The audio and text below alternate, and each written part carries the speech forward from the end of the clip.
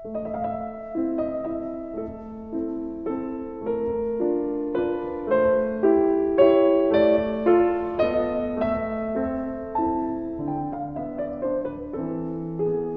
a paz de Deus seja conosco, hoje e sempre.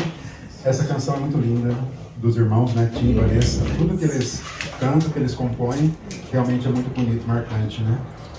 Então hoje nós estamos no nosso segundo encontro do Céu e Inferno, ou a Justiça Divina segundo o Espiritismo. Nós começamos a ver então alguns princípios, algumas informações sobre o nosso futuro espiritual. Nós dissemos, numa noção preliminar, o que é a Justiça Divina, afinal de contas. E nós dissemos que a justiça divina é a resposta de Deus aos nossos atos.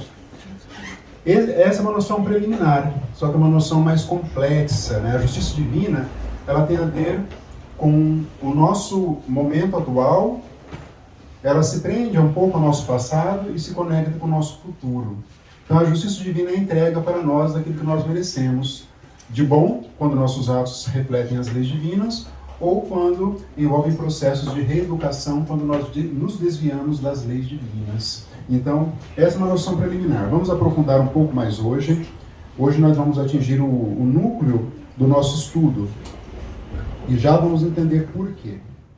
Mas nós vimos ali a importância, primeiro, de um estudo dinâmico. Nós só vamos rever algumas ideias, que o objetivo do nosso estudo, então, é trazer algumas ideias gerais da obra, para que quando vocês forem ler a obra, vocês tenham uma noção, um mapa mental na cabeça de cada um, e a leitura facilita. As obras do codificador são obras difíceis, são obras complexas, porque requerem realmente um aprofundamento, como ele mesmo já tinha anunciado na introdução do Livro dos Espíritos. Então, o nosso caminho é o caminho do estudo. O espírita, ele deve estudar, faz parte da nossa realidade, não há outra. Todos os grandes médiuns, eles se tornaram grandes também porque eles estudaram muito. E todos diziam isso, todos disseram isso. A Dona Ivone do Amaral Pereira, ela dizia que ela estudava muito, o Divaldo Franco, ele dizia que todos os dias, 30 minutos, ele lia a codificação durante décadas, ele falou. O próprio Chico Xavier também estudava muito, todos liam muito, porque temos que ter um acervo de conhecimento. Então nós dissemos isso. Dissemos um pouco de Allan Kardec, que foi o codificador da doutrina, que ele nasceu lá em Lyon, e lá na década de 1850 ele se interessou por alguns fenômenos, ele e outros estudiosos. Alguns paralisaram os fenômenos, alguns estudaram, mas disseram que não havia espíritos, havia sim uma espécie de inteligência diferenciada, magnetismo. Alguns não admitiam, né? Charles Richer, aquele francês, ele estudou muito, mas não admitiu a presença de espíritos nessa questão. E outros estudiosos também. Kardec, ele não só admitiu a presença dos espíritos, como ele acabou extraindo a própria doutrina espírita desses estudos. Então a doutrina, ela está... Kardec foi muito além, um visionário, muito além do que muitos dos pesquisadores da época. Isso nós temos que destacar sempre, sempre. E aí ele começa a publicar os livros dele. O primeiro foi o Livro dos Espíritos, em 1857. E ali que ele vai o quê? Ele vai organizar todo o conhecimento espírita. Está na obra. O Livro dos Espíritos contém 1019 perguntas na edição definitiva, e é ali que está a doutrina espírita definitivamente. E aí, logo na sequência, ele vai lançar o Livro dos Médiuns. Ele viu que havia uma necessidade de melhor desenvolver a temática da mediunidade, que era um tema que ele, inclusive, foi o grande autor intelectual. Até Kardec, a mediunidade estava ali, abandonada, por assim dizer, no campo religioso, no campo místico, como se fosse um dom. Kardec retira a mediunidade desse campo e coloca no campo da pesquisa. Como toda a doutrina espírita, nasce de dentro da pesquisa. O que é uma pesquisa? Pesquisa, olhar vários autores espirituais, fazer um trabalho de comparação, isso é uma pesquisa. A palavra mediunidade foi ele que criou, a palavra médium foi ele que criou, a palavra espírita foi ele, espiritismo, tudo foi Allan Kardec, são novas palavras. E ele viu então essa necessidade de nos explicar um pouco mais a questão da mediunidade. E trouxe então o Livro dos Médiuns, um livro extraordinário, eu acho o livro mais aprofundado no sentido de nos trazer uma nova visão de nós mesmos, depois do Livro dos Espíritos, né, na sequência do Livro dos Médiuns. Aí veio a grande obra que faz a união do Espiritismo, do conhecimento novo, com o Evangelho de Jesus. E o Espiritismo ali que vai aparecer como o quê? Como uma revelação divina. Até então, Kardec colocou o Espiritismo como sendo uma filosofia de princípios morais, uma ciência de observação dos espíritos. Mas o Evangelho segundo o Espiritismo, Kardec coloca o Espiritismo como sendo o quê? Uma revelação de Deus à humanidade. E só três conjuntos de conhecimentos que tiveram esse status. O primeiro são os 10 mandamentos de Moisés, o segundo o próprio Evangelho de Jesus, e a terceira revelação, a doutrina espírita. Então ela vai para um patamar superior ao só de filosofia e ciência. E a questão da religião, Kardec não queria falar muito a respeito, porque ele não queria que o espiritismo se misturasse com conceitos antigos, e deixou para o futuro, né? O Espírito Emmanuel foi um dos espíritos que trabalhou muito a questão da religião. Ele coloca aquele triângulo, o Espírito Emmanuel, coloca assim, muito sabiamente, muito conciso. Então o Espiritismo é um triângulo, 3 pontas. As 2 pontas da base, que é a ciência e a filosofia, ligam o Espiritismo à Terra. A religião fica em cima, liga o Espiritismo ao céu. Ele coloca. Típico do Espírito Emmanuel, né? Então o Espiritismo é isso, né? Religião, filosofia e a ciência, e tudo se complementando. O Evangelho segundo o Espiritismo acabou então elevando o conhecimento e a própria natureza da doutrina espírita. Aí ele lança no ano seguinte, em 1865, o nosso objeto de estudo, que é o céu e o inferno, ou a justiça divina segundo o Espiritismo. E nós dissemos também que o título, que é o céu e o inferno, é mais uma alusão ao que as pessoas até então tinham como sendo céu e inferno, como tem até hoje. Muitas pessoas consideram o céu um lugar que Deus criou previamente para que as almas dos eleitos fossem para lá, e o inferno uma região de sofrimento para os condenados. E a igreja defende até hoje, as igrejas cristãs, que esses lugares, eles são fixos, eles são localizados e que quem vai para lá não retorna. Então, e Kardec vai trabalhando ideias contrárias a isso, mas vai, na verdade, desvendando esses conceitos. É isso que Kardec vai fazer.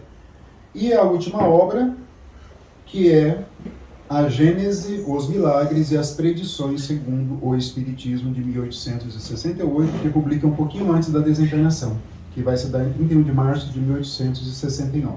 E aí ele conclui a codificação, e tudo que se escreveu depois disso tem por objetivo interpretar ali a obra do codificador. É incrível, né? Como 5 livros. Se pegarmos os 400 e poucos livros que vieram pelo médium Chico Xavier, os 400 têm por objetivo interpretar princípios dos 5 livros do codificador. O Evangelho de Jesus é mais profundo, né? Porque todos se prendem ao Evangelho de Jesus ainda, que nunca escreveu nada, só disse oralmente, e mesmo assim legou todo o conhecimento das leis divinas. Típico de espírito puro. E nós falamos da estrutura do nosso estudo. No primeiro encontro nós vimos o prefácio, a primeira parte, capítulos 1 ao 6º. Não vimos o 6º porque nós vamos complementar hoje. Hoje nós vamos ver ainda a primeira parte, capítulos 7 ao 11. No próximo encontro nós começamos a segunda parte, capítulos 1 ao 4. E no último encontro, capítulos 5 ao 8 da segunda parte. Lembrando que as 2 primeiras partes são teóricas, Kardec desenvolve esses conceitos, e as duas... e a segunda parte, Kardec ele vai dialogar com os espíritos, vai conversar com os espíritos e vai querer saber como que eles se encontram no plano espiritual, afinal de contas. Ele vai trazer a teoria da primeira parte para a prática. É isso que ele vai fazer, Kardec. E esse é o trunfo da doutrina espírita. A doutrina não é só uma teoria, ela é baseada na prática, nas conversações, ou como ele viria a dizer, nas confabulações com os espíritos. Então vimos o prefácio, vimos ali um pouco do porvir e o nada. Kardec faz um estudo sobre o que nós vamos aguardar aí do futuro, ou nada. Ele combate aquelas doutrinas que pregam o materialismo, né, o ateísmo, e outras doutrinas que não convergem para a ideia de um espírito independente depois da desencarnação. Temor da morte. Por que nós temos temor da morte? Falamos um pouco do princípio que se prende à lei de conservação. Todos nós temos a lei de conservação que nos prende à terra, mas ela tem um benefício, que é justamente para que nós concluamos os nossos deveres enquanto aqui nós nos encontramos. Isso é a lei de conservação. Se ela não tivesse esse controle, nós poderíamos facilmente deixar aqui o nosso plano, sem que nós cumpríssemos os deveres. Os suicidas, de alguma maneira, conseguem ali aniquilar por alguns momentos a lei de conservação no íntimo e acaba tirando a própria vida do corpo físico. O temor da morte, então, também está aquele item que nós já falamos um pouco, né? Porque o espírita não teme a morte. É assim. Não é porque o espírita não deveria temer, não, porque o espírita não teme a morte. Aqui ninguém teme a morte, né? A Thaís falou, quem frequenta aqui, o Luzita, são todos corajosos. Eu falei, é para lá que eu vou porque eu preciso da coragem. É para lá que eu vou. O capítulo 3, o céu, que ele traz uma noção, então, do céu mais católico, ligado à igreja, porque a igreja é a grande construtora da filosofia cristã, a igreja católica. A verdade é essa. Tudo que se parte a partir de uma consideração tem que partir da igreja católica. Tudo que se escreve sobre psicologia tem que partir de Freud. Tudo que se escreve de espiritismo tem que partir de Kardec. Eles são referenciais. Então o céu é o lugar, ele vai fazendo Kardec as comparações entre o céu da igreja, entre como que o espiritismo vê esse tema, e ele trabalha principalmente a questão do céu como sendo construções íntimas. É isso que eu quero que nós entendamos isso. Quando vocês forem ler a obra, mas o que Kardec está falando? Ele está falando do céu enquanto construções íntimas. Enquanto nós temos o resultado das ações boas, das ações que convergem à prática da lei divina. Esse é o céu que nós construímos. E é isso que vai nos dar uma colocação melhor. E da mesma forma, opostamente, o inferno. Ele trabalha esse inferno mais psicológico e emocional, das construções que nós podemos ter dentro de nós por violações às leis divinas, e não como local localizado. Embora existam regiões, sim, que vão abrigar temporariamente espíritos em conflito com a lei. Mas essas regiões não é o inferno. O umbral, descrito na obra Nosso Lar, não é inferno. É uma região temporária de espíritos que ainda não se decidiram, ou por negligência, ou por ações equivocadas, e não transcenderam alguns degraus do processo de evolução. Kardec ele contesta lugares fixos, criados previamente por Deus. Isso que ele contesta, essa ideia.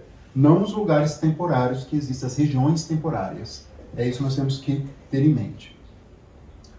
Nós vimos o purgatório. Kardec ele não contesta essa ideia de purgatório, mas ele coloca o purgatório onde? Como sendo a própria terra. Nesse momento de provas e expiações. O purgatório, para a Igreja Católica, era um lugar onde iriam espíritos não tão culpados. Eles só praticavam alguns pecadozinhos, mas praticavam. E para serem removidos de lá, as preces deviam ser feitas para os que ficaram. E aí ela começou a cobrar as preces, aí veio toda a reforma de Martim Lutero por causa disso, contra a Igreja Católica. E o purgatório, Kardec trabalha a ideia de ser a própria terra. Neste momento que a terra ainda é de provas e expiações. Então aqui é o purgatório. Então purgar é pagar. Quando o devedor ele está devendo uma dívida, né, ele vai purgar a mora. O atraso, a mora é atraso. Purgar a mora, ele vai lá e paga a dívida. Ele interrompe os juros, os encargos legais da dívida. Então purgar é pagar, nada mais que isso. Mas nós estamos vendo que pagar para a doutrina espírita é mais amplo. As punições, as penalidades, o pagar, o purgar envolve um processo de reeducação do espírito. Isso que é fundamental. Deus nunca aplica uma penalidade, uma sanção, sem que isso não tenha por objetivo trazer o espírito para a prática da lei divina. E esse é o objetivo, essa é a noção que nós extraímos então da obra.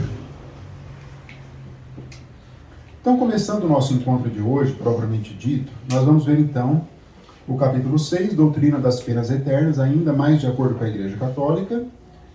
E esse capítulo 7, que eu reputo o mais importante da obra, as penas futuras segundo o Espiritismo. É o núcleo da obra, o céu e o inferno, e poderemos dizer que é um dos núcleos da doutrina espírita. Quando nós estudamos o Evangelho segundo o Espiritismo, nós alcançamos um núcleo ali da obra, quando nós estudamos o princípio do amar a Deus sobre todas as coisas e ao próximo como a si mesmo. Ali é um núcleo. E aqui é o núcleo dessa questão, as penas futuras segundo o Espiritismo. Esse capítulo que contém o Código Penal da Vida Futura. Vamos ver hoje. Que é essencial nós compreendermos por quê. Porque esse capítulo vai dar uma noção, uma profundidade da nossa existência, enquanto nós aqui nos encontramos encarnados. Esse capítulo. Ele se conecta com o Evangelho segundo o Espiritismo. Mas daí esse capítulo que vai fazer com que uma mãe que tenha um filho que nasça com problemas sérios, físicos, limitações físicas, intelectuais, se ela entende que existe um Deus justo e bom, ela vai ter que vir estudar esse capítulo para entender o porquê que o filho nasceu daquela maneira. Se ela for só lá no Evangelho, ela não vai encontrar. Ela vai encontrar um consolo na hora do bem-aventurados aflitos, vai encontrar uma certa forma de ver a vida com mais leveza. Mas se ela quiser saber por que o Filho, o Espírito que habita aquele corpo, ela vai ter que estudar esse capítulo 7 aqui. Então esse capítulo traz profundidade à doutrina espírita. E aqui é o lado da justiça divina que nós vamos ver hoje. Por isso que ele é o mais importante da obra, na minha opinião. Depois, capítulo 8, os anjos, capítulo sobre nós, né? Os 9, os demônios, não, esses são outros. Esses não. Olha isso, intervenção dos demônios nas modernas manifestações. Olha os títulos de Kardec. Olha os títulos de Kardec, né? Da proibição de evocar os mortos. Olha o que nós vamos ver hoje. Quem puder pode parar por aqui, dá tempo ainda, mas se não puder, vamos continuar aqui, né? Dá tempo de fugir. Eu trouxe uma reflexão contida neste livro, até finalizei a leitura, demorei para ler esse livro, porque eu estava colhendo algumas mensagens lá para iluminar-se, que é esse aqui, Justiça Divina. Então, o Emmanuel escreveu alguns livros que vão interpretando cada livro da codificação espírita. Esse aqui, consequentemente, são várias interpretações do céu e inferno. E é um livro extraordinário. Realmente é um livro muito bom mesmo. E em certo momento ele diz assim: criatura alguma na terra escapará da grandeza fatal da justiça. Quando nós lermos essa palavra fatal na doutrina, fatal é algo que vai acontecer independente da nossa vontade. Isso é fatalidade. Fatalidade é algo que é o contrário do livre-arbítrio. O livre-arbítrio depende do nosso agir. A fatalidade não. Podemos fazer o que for, isso vai acontecer. No plano espiritual, antes de nós encarnarmos, nós vamos selecionando alguns fatos de acordo com o merecimento, com o nosso conhecimento, com a nossa lucidez espiritual. Nós podemos selecionar algumas ocorrências que nós vamos enfrentá-las, ou de forma benéfica, ou então como provas e expiações. E elas vão acontecer, isso é fatalidade. Mas, de qualquer maneira, se prende ao exercício do livre-arbítrio antes. Né? Então, ninguém na Terra da grandeza fatal da justiça e da morte. Isso é realmente um fato. No entanto, sabemos todos que a justiça, por mais dura e terrível, é sempre a resposta da lei às nossas próprias obras. Da lei de Deus, às nossas próprias obras. E que a morte, por mais triste e desconcertante, é sempre o toque de ressurgir. É o recomeço de uma nova fase. Nós ressurgimos no plano espiritual e caminhamos ali com esse objetivo. E antes de iniciarmos ainda, eu trouxe uma mensagem, porque ela resume, de certa maneira, o nosso primeiro encontro. Eu vou ler, ela é curta, mas ela é importante. É o capítulo 62 da obra. E o título é O Espírita Diante da Morte. Então ele faz uma comparação do que as religiões pensam a respeito e o que o Espiritismo pensa. Então diz assim o Espírito Emmanuel: toda religião procura confortar os homens ante a esfinge da morte. Não é isso? Toda religião procura confortar. A doutrina espírita não apenas consola, mas também ilumina o raciocínio dos que indagam e choram na grande separação. Toda religião admite a sobrevivência. Todas as religiões admitem algo depois do corpo físico. A doutrina espírita não apenas patenteia a imortalidade da vida, mas também demonstra o continuismo da evolução do ser em esferas diferentes da Terra. Onde as religiões param, o Espiritismo continua. Toda religião afirma que o mal será punido para lá do sepulcro. Toda religião, ela realmente difunde a ideia de que haverá uma punição. Todas. A doutrina espírita não apenas informa que todo delito exige resgate, mas também destaca que o inferno é o remorso na consciência culpada. Essa é a ideia que Kardec trabalha no livro. Cujo sofrimento cessa com a necessária e justa reparação. Tem um processo. Toda religião ensina que a alma será expurgada de todo o erro em regiões inferiores.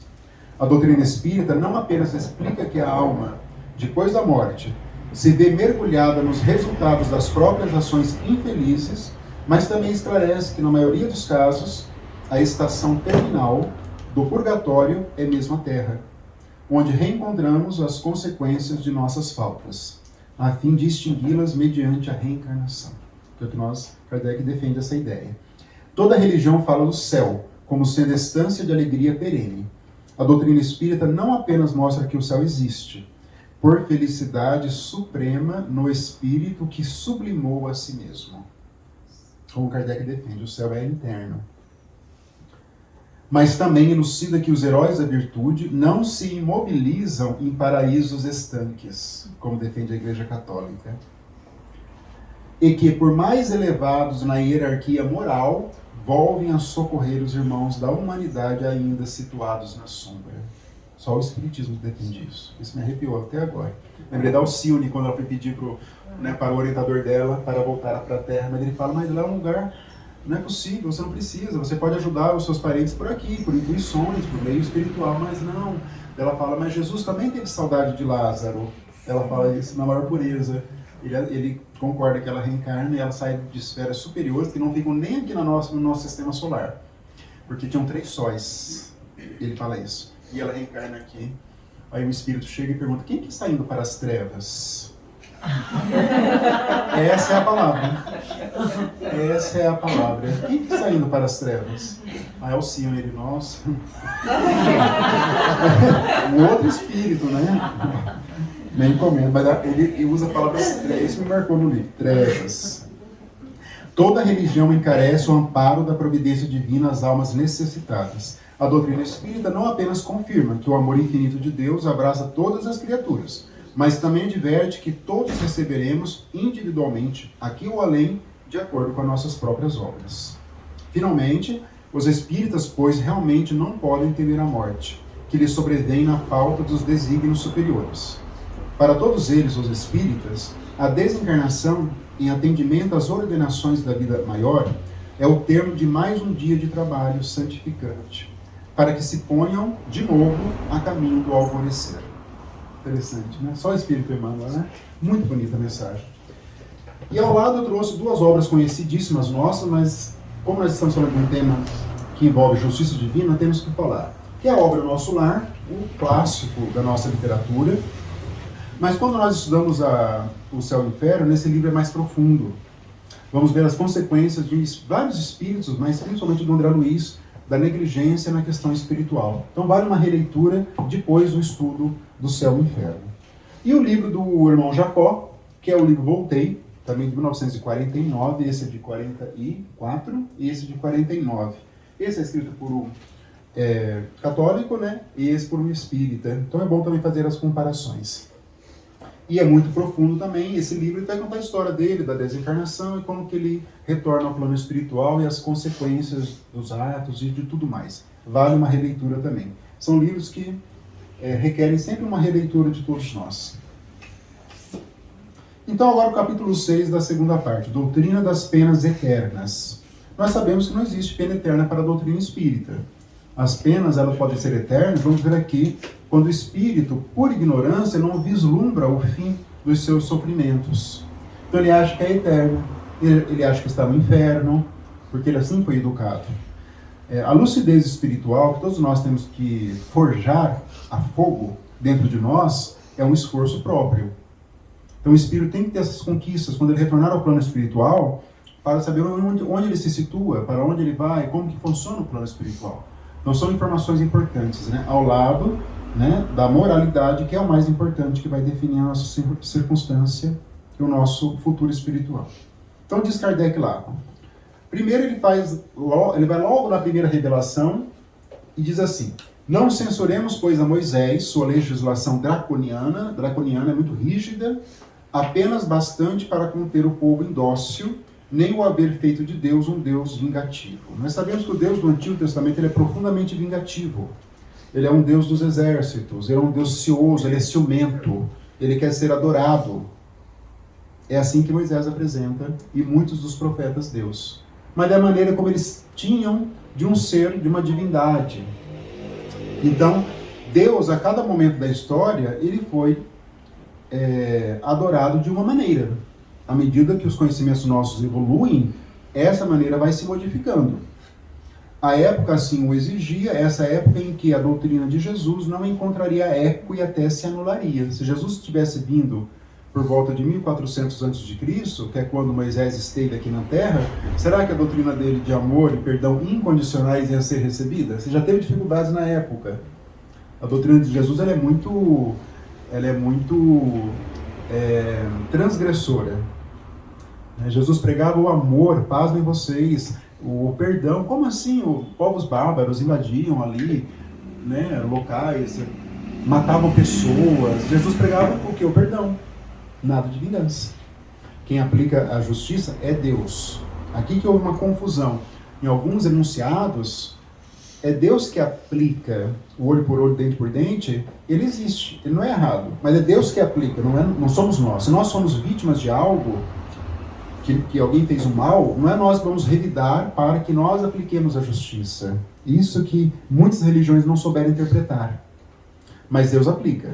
Independente do nosso perdão ou não, Deus aplica. Quem violou a lei divina terá que se acertar com ela. A vítima pode perdoar o ofensor, mas o perdão da vítima não anula a sanção que virá por parte da divindade. Isso é justiça divina. É uma fatalidade. Quem ofende a lei, a fatalidade é ter que reparar a lei divina. Então ele começa falando disso, sobre os nossos irmãos evangélicos. Eles colocam muitas vezes livros antigos do Antigo Testamento ao lado do Novo Testamento e colocam com a mesma estatura moral. Para nós espíritos não funciona assim. O Antigo Testamento foi uma parte da história da humanidade, de um povo, que trouxe princípios relevantes e preparou o povo para a vinda do Messias. É isso que aconteceu. O Cristo não pôde, no entanto, revelar aos seus contemporâneos todos os mistérios do futuro. Ele próprio disse: muitas outras coisas vos diria se estivesseis em estado de as compreender. Então Jesus também não disse tudo. Ele disse que era possível que fosse absorvido na época. Então, de alguns outros conhecimentos, ele transmitiu o quê? Algumas sementes. Ele plantava algumas sementes ali que iam frutificar no futuro. Uma delas é o tema que nós estamos tratando aqui. Sobretudo no que diz respeito à moral, isto é, aos deveres do homem, foi o Cristo muito explícito, que é, inclusive, o objeto do Evangelho segundo o Espiritismo. É a parte moral. Lembra que logo no começo Kardec fala assim: podem dividir em 5 partes os atos da vida de Jesus. Ele coloca lá atos da vida comum, os chamados milagres, as predições, e não vou lembrar agora o outro, e a parte moral. Dele fala assim, os que a Igreja Católica tomou para fazer os seus dogmas, são as partes lá. Kardec desconsidera tudo isso. Ele vai ficar na parte moral, com as bem-aventuranças, o amor como sendo o centro da revelação, o perdão como sendo a necessidade do nosso evoluir. Ele trabalha a parte moral. Não vai ter lá no Evangelho segundo o Espiritismo a parte do pão e vinho. Já pararam para pensar? Jesus dividiu o pão, deu aos seus apóstolos, dizendo: eis é meu corpo, que a Igreja Católica celebra todas as missas. Kardec não fala nada disso. Porque isso é uma passagem que a Igreja tomou para o seu dogma do corpo, que a hóstia contém o corpo do Cristo, que o católico, quando ele toma a hóstia, ele está ali participando de tudo isso. Kardec não considera essa parte. Ele ignora. E muitas outras partes do Evangelho ele ignora. E fica lá na parte moral, que é o que Jesus trabalhou profundamente e, por sua vez, esquecida pelas grandes religiões, a parte da moral. Kardec fala, era muito mais fácil, ele fala assim, se apegar a dogmas do que se reformar moralmente. Ele fala assim. E é difícil mesmo. Nós espíritos não podemos incorrer nesse erro. Né? A reforma moral é da essência da doutrina espírita. Quem trava contato com a doutrina tem que promover o seu alto processo de educação, de auto-evangelização, continuamente, nas lides da vida, nos acontecimentos, paciência, resignação, aceitação do sofrimento, mudança de mentalidade, espiritualidade. Isso é reforma moral. E isso é um processo contínuo. Isso que vai trazer evolução para nós. A doutrina... Quanto aos outros pontos, Jesus limitou-se a semear, sob a forma alegórica, os germes que deviam ser desenvolvidos mais tarde, principalmente pela doutrina espírita. A doutrina das penas e recompensas futuras pertence a esta última ordem de ideias. Jesus não trabalhou. E é um tema até hoje complexo. Muitas pessoas não entendem, não compreendem esse tema. exige muito estudo, muita maturidade para compreender que o que nós rotulamos de sofrimento, na verdade, é um chamamento de Deus para a nossa reeducação. É muito difícil uma pessoa compreender isso. É muito difícil. Desconhecer-se-ia, pois, o sentido das palavras de Jesus, atribuindo-lhes a sanção do dogma das penas eternas, quando todo o seu ensino proclamou a mansidão do Criador, a sua benignidade. Ele quer dizer assim, a igreja e outras religiões admitem essa questão das penas eternas. Mas como compatibilizar essa questão das penas eternas com a benignidade absoluta do Criador? Se ele nos convida ao perdão, como que ele, Deus, não perdoa quem ofende a sua lei? Essas são as indagações que Kardec faz, né? Pergunta. Jesus sempre que se lhe deparou em ensejo, falou de um Deus clemente. Podem reparar isso. Misericordioso. Joana de Ângeles fala assim que ele foi o primeiro que chamou Deus de Pai e revolucionou a nossa conexão, a nossa intimidade com Deus, quando Jesus o chamou de Pai. Foi a primeira vez. Porque daí trouxe Deus para próximo de nós, um Pai. Um Pai próximo de nós. E não mais um Deus longe, distante, uma divindade muito distante, e sim próximo. Mas Deus é apresentado por Jesus clemente, misericordioso, solícito, em receber um filho pródigo. O filho recebe os benefícios na parábola do filho pródigo, recebe dinheiro, aí ele vai e gasta pelo mundo com festas, aí ele se vê lá paupérrimo, comendo a comida que era dada para os porcos, ele não podia nem comer, mas ele lembra que ele tem um pai, que é dono de uma propriedade, que é um homem rico. Jesus usava dessas figuras, e ele retorna. Qual que é a postura do pai? Evita o filho? Não, você não merece, você deve ficar. O que o pai acolhe? Que é Deus, né? Na parábola é Deus. Mesmo o maior criminoso, né? Deus, ele traz para o aprisco, né? Jesus falava, né? Nenhuma ovelha se perderá. Todos os exemplos de muitos espíritos, tem lá espíritos superiores velando para os que ficaram, que são inferiores ainda, que estão em graus de sofrimento, né? Então voltar-se ao lar paterno, pronto sempre a trocar o castigo pelo perdão do culpado sinceramente arrependido. Vamos entender o perdão ainda hoje, que o perdão da doutrina não é aquele perdão que vai exonerar a pessoa da pena, da sanção, da reeducação. Não, o perdão é um caminho. O perdão não é anular algo, mas é o caminho para o retorno ao caminho, né? Temos dois caminhos na vida, que é o caminho da lei divina. Vamos imaginar aqui uma seta, né? É a lei divina. Esse é o caminho para a evolução, para a felicidade, linha reta, lá para cima. Mas nós podemos desviar desse caminho. Aqui tem outros caminhos também. Aqui tem outros caminhos, mas que não são para o alto. Mas quando nós nos damos conta desse desvio, Deus nos convida para retornar a esse caminho. E esse retorno se dá por meio das expiações, por meio de sofrimentos, por meio de sanções. Mas é assim que nós retornamos para o caminho da lei divina. O estudo lá da terceira parte do Livro dos Espíritos, que é o estudo que Kardec faz das leis morais, é o que potencializa esse conhecimento da justiça divina. Quanto mais nós conhecermos lá e praticarmos a lei divina, mais nós estaremos evoluindo, né? Aquele capítulo, a parte terceira da obra. E o Evangelho segundo o Espiritismo nada mais é do que o desenvolvimento das leis divinas que Kardec já trabalhou na terceira parte do Livro dos Espíritos. Por isso que é bom o estudo dinâmico para nós termos uma noção mais ampla da codificação espírita. Se Deus é inexorável, implacável para o culpado que se arrepende, não é misericordioso, diz Kardec. E se não é misericordioso, deixa de ser infinitamente bom. Só por um raciocínio lógico ele já derruba os argumentos de quem defende a ideia de penas eternas. E por que daria Deus aos homens uma lei de perdão se ele próprio não perdoasse? Ele faz umas perguntas, deixa qualquer um, né, sem resposta. Kardec tem um raciocínio puramente lógico. Deus é soberanamente justo. Como ele repete essa expressão desde o início do Livro dos Espíritos. A soberana justiça não é inexorável, não é implacável absolutamente, nem leva a complacência ao ponto de deixar impunes todas as faltas.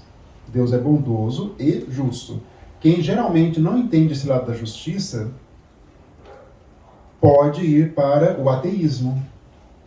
Mas como assim? Como que existe tanto sofrimento na Terra, tantas injustiças, tantas pessoas sofrendo? Como que Deus é bondoso? Várias pessoas se questionam isso. Esses dias eu li uma reportagem sobre religião lá no UOL, aí eu fui ver os comentários. Uma pessoa falava, um homem que escrevia muito bem, por sinal, religião é o ópio do povo. Como acreditar em um Deus que se permite que crianças morrem, pessoas são assassinadas? E, né, a religião é uma criação de algumas pessoas para que nós suportemos ou não aguentemos a realidade. Ele coloca assim. É porque ele vê o lado só da bondade e não o lado da justiça. E não só isso, né? O lado também da questão da multiplicidade de vidas, de existências, de reencarnação. Quem ficar só nessa existência jamais vai entender como que uma criança pode nascer com várias limitações, ou uma criança nasce paupérrima num país africano e outra nasce na Suécia, em Estocolmo, com todas as características intelectuais para progredir e estudar nas melhores instituições do planeta. Como entender isso dentro da justiça de Deus? Tem que ter a ideia de justiça, tem que ter a ideia de reencarnações, tem que ter tudo isso, senão Deus é injusto para nós que acreditamos em Deus. Para o ateu vai falar, não existe Deus. Aí, consequentemente, é obra da matéria, então não há o que se falar, né? Ao contrário, pondera rigorosamente o bem e o mal, recompensando um e punindo o outro. Equitativa, né, justiça, a palavra equitativa é justo. E proporcionalmente, sem se enganar jamais na aplicação. Deus jamais se aplica, se equivoca na aplicação da sua justiça. Né? Isso que nós temos que ter em mente. Ao contrário do nosso poder judiciário, que é composto por homens, e ele pode cometer algumas injustiças, mas a leitura de Deus, evidente, por ser a divindade máxima, é uma leitura completa da situação. Se por uma falta passageira, resultante sempre da natureza imperfeita do homem, e muitas vezes do meio em que vive, a alma pudesse ser castigada eternamente sem esperança de clemência ou de perdão, não há proporção entre a falta e o castigo. Não há justiça. Olha o raciocínio. Uma pessoa comete uma falta num meio hostil, né? Uma comunidade muito pobre, lá do Rio de Janeiro, por exemplo, a pessoa nasceu lá e comete um crime, por exemplo. Essa pessoa, né, para a opinião de muitos, ela vai ser condenada eternamente, então, assim, nunca mais vai ter uma chance de retornar aos caminhos da divindade, o caminho do bem. Não fecha a conta. Tem que ter essa visão mais ampla de tudo, né? Reconciliando-se com Deus, aí tem um caminho que vai percorrer aquele que viola a lei divina. Reconciliando-se com Deus, arrependendo-se e pedindo para reparar o mal praticado, o culpado deve subsistir para o bem, deve se inclinar para o bem, para os bons sentimentos. Esse é o caminho que fará todos os que violam a lei divina. Antes, porém, de chegar à perfeição, o espírito tem lutas a sustentar, combates a travar com as más paixões, não tendo sido criada perfeita, mas suscetível de o ser, a fim de que tenha a alma, né, o mérito de suas obras. A alma pode cair em faltas. Nós caímos em faltas, esse é um raciocínio também bem sofisticado da doutrina espírita. Por que nós ainda violamos a lei divina? Não sei se todos já pararam para pensar. Porque nós somos ainda imperfeitos. Esse é o primeiro ponto. Kardec vai trabalhar essa ideia e vamos ver ainda mais aprofundadamente hoje. Então, se nós somos imperfeitos, nós ainda, quando nós temos que interpretar alguns fatos da vida, algumas circunstâncias, nós podemos errar na nossa interpretação. E nesse erro, nós podemos violar a lei divina. Tem uma frase do Divaldo Franco que ele diz, eu acho muito real. Muito real. Ele diz assim, a doutrina espírita tem me ajudado a errar menos. É muito profunda, porque de regra nós erramos. Se nós formos considerar a lei do amor, nós deveríamos praticá-la mesmo no nosso dia a dia, no trabalho, na família, onde nós nos encontrarmos. Né? Será que nós praticamos a lei do amor nessa pureza? Ainda não, nós estamos caminhando. Estamos lá, praticamos às vezes, outras vezes nós não conseguimos, nós tropeçamos, voltamos de novo. Nós espíritas temos um conhecimento mais amplo, então nós vamos lidando melhor. Então a questão da nossa inferioridade diz muito das nossas violações da lei divina. É a questão da nossa inferioridade ainda. A punição é antes uma advertência do mal já praticado, devendo ter por fim reconduzi-la, a alma, ao bom caminho. Se a pena fosse irremissível, ou seja, a pena eterna, o desejo de melhorar seria supérfluo. Nem o fim da criação seria alcançável. Eu achei muito filosófica essa frase de Kardec. O fim da criação é a felicidade de todos os espíritos. Deus criou os espíritos, né? Primeiro simples e ignorantes, onde passamos lá pelos reinos inferiores. O André Luiz chama de mônada espiritual. Aí nós evoluímos, chegamos no reino nominal, e o nosso futuro é a perfeição, é a felicidade. Se tivesse pena eterna, como seria o fim da criação se é a nossa felicidade? Não fecha. Como Kardec vai, né, aniquilando a doutrina da igreja. Aniquilando. Ele vai aniquilando. Por isso que os livros dele, na época, foram banidos de Paris pela igreja. A igreja, não de Paris, banidos da igreja. A igreja rotulou como sendo livros que o católico não poderia ler. Se fosse na Inquisição, Kardec seria queimado. Mas já não tinha Inquisição na época, no século XIX. Mas se fosse, ele teria sido queimado e ainda, com certeza, né? Mas queimaram os livros dele. Queimaram os livros de Barcelona. Foi lá, o bispo foi lá e falou, não, vamos queimar o livro. Mas esse bispo... Né? Não existia mais a Inquisição? Digo. Eu tenho uma discípula católica que ela lê muito livro do Espírito. Ela fala Angélica como todos escondidos. O padre não pode saber. Não, é assim, sabe, da sociedade que ela vive, né? Todos, mas ela lê muito. E tudo ela... Eu já ouvi muito falar que antigamente iam freiras lá no nosso lar. Lá no nosso lar. Até hoje ela compra muito livro espírita. É porque é a verdade, né? Realmente o Espiritismo é uma revelação divina. O Espiritismo não é uma religião como muitos pensam. Realmente Kardec estava certíssimo novamente. Não é. Ela está acima, ela é uma revelação. Nós não, nós somos ainda frágeis. Mas a doutrina enquanto conhecimento, ela é muito superior. A doutrina espírita é muito superior. Tem um livro, até não trouxe, vou trazer no próximo encontro, do Herculano Pires, e é assim, Curso Dinâmico de Espiritismo. Aí ele coloca embaixo, o grande desconhecido. Herculano, ele falava, o grande desconhecido. Prosseguindo então, sendo o bem o fim supremo da criação, é o fim, é a finalidade, é o bem supremo. A felicidade, que é o seu prêmio, deve ser eterna. A felicidade que é eterna e não os castigos. Olha que a visão de Kardec. E o castigo, como meio de alcançá-la, temporário. A única coisa eterna é a felicidade. O resto é tudo temporário. Segundo a doutrina espírita, de acordo mesmo com as palavras do Evangelho, com a lógica e com a mais rigorosa justiça, o homem é o filho de suas obras. Essa ideia é muito repetida. E começou com Jesus. A cada um será dado de acordo com as suas obras. Simples assim. A igreja defende que Jesus veio para pagar os nossos pecados, defende essa ideia. Quem aceita Jesus já está com os pecados perdoados.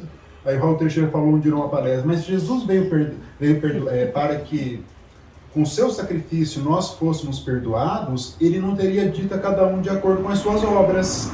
Ele não teria dito isso. Só que é mais fácil acreditar que Jesus veio para redimir o nosso pecado. Ele veio sim nos redimir desde que nós pratiquemos o que ele ensina.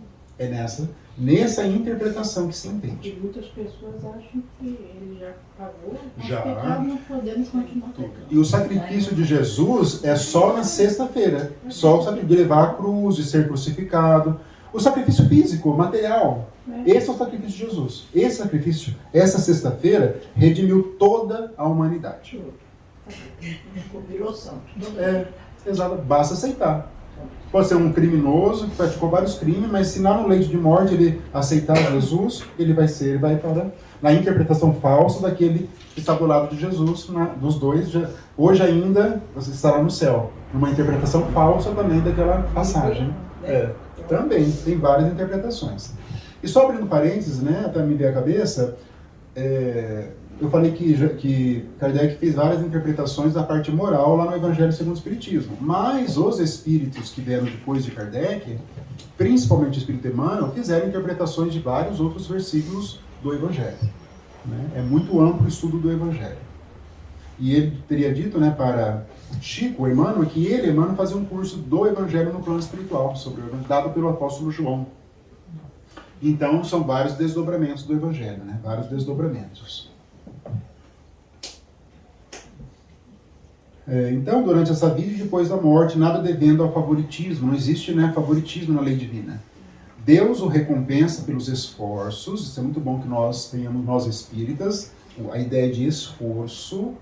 Né? Nós não participamos de cursos, de preparações na seara espírita só para o deleite do conhecimento. Nós temos que colocar em prática. E isso requer esforço, reforço. Não é, esse esforço é muito difícil e é isso que vai fazer realmente nos trazer um progresso mais significativo.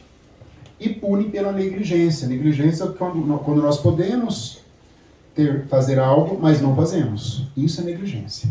Isso por tanto tempo quanto nela persistir. E agora sim, ingressando no capítulo 7º, da primeira parte, que é o mais importante, então, desse estudo que nós estamos fazendo. E, na minha opinião pessoal, é o mais importante de toda a obra. De todos os capítulos, é esse capítulo 7. Então, as penas futuras segundo o Espiritismo. Como que o Espiritismo trabalha essa questão das penas futuras para nós aqui? Primeiro, Kardec traz a questão daquele princípio, a carne é fraca. Também há um entendimento, entre outras religiões, que as nossas quedas morais decorrem da fraqueza do nosso corpo físico. O espírito não teria culpa. Tem esse conhecimento, a carne é fraca.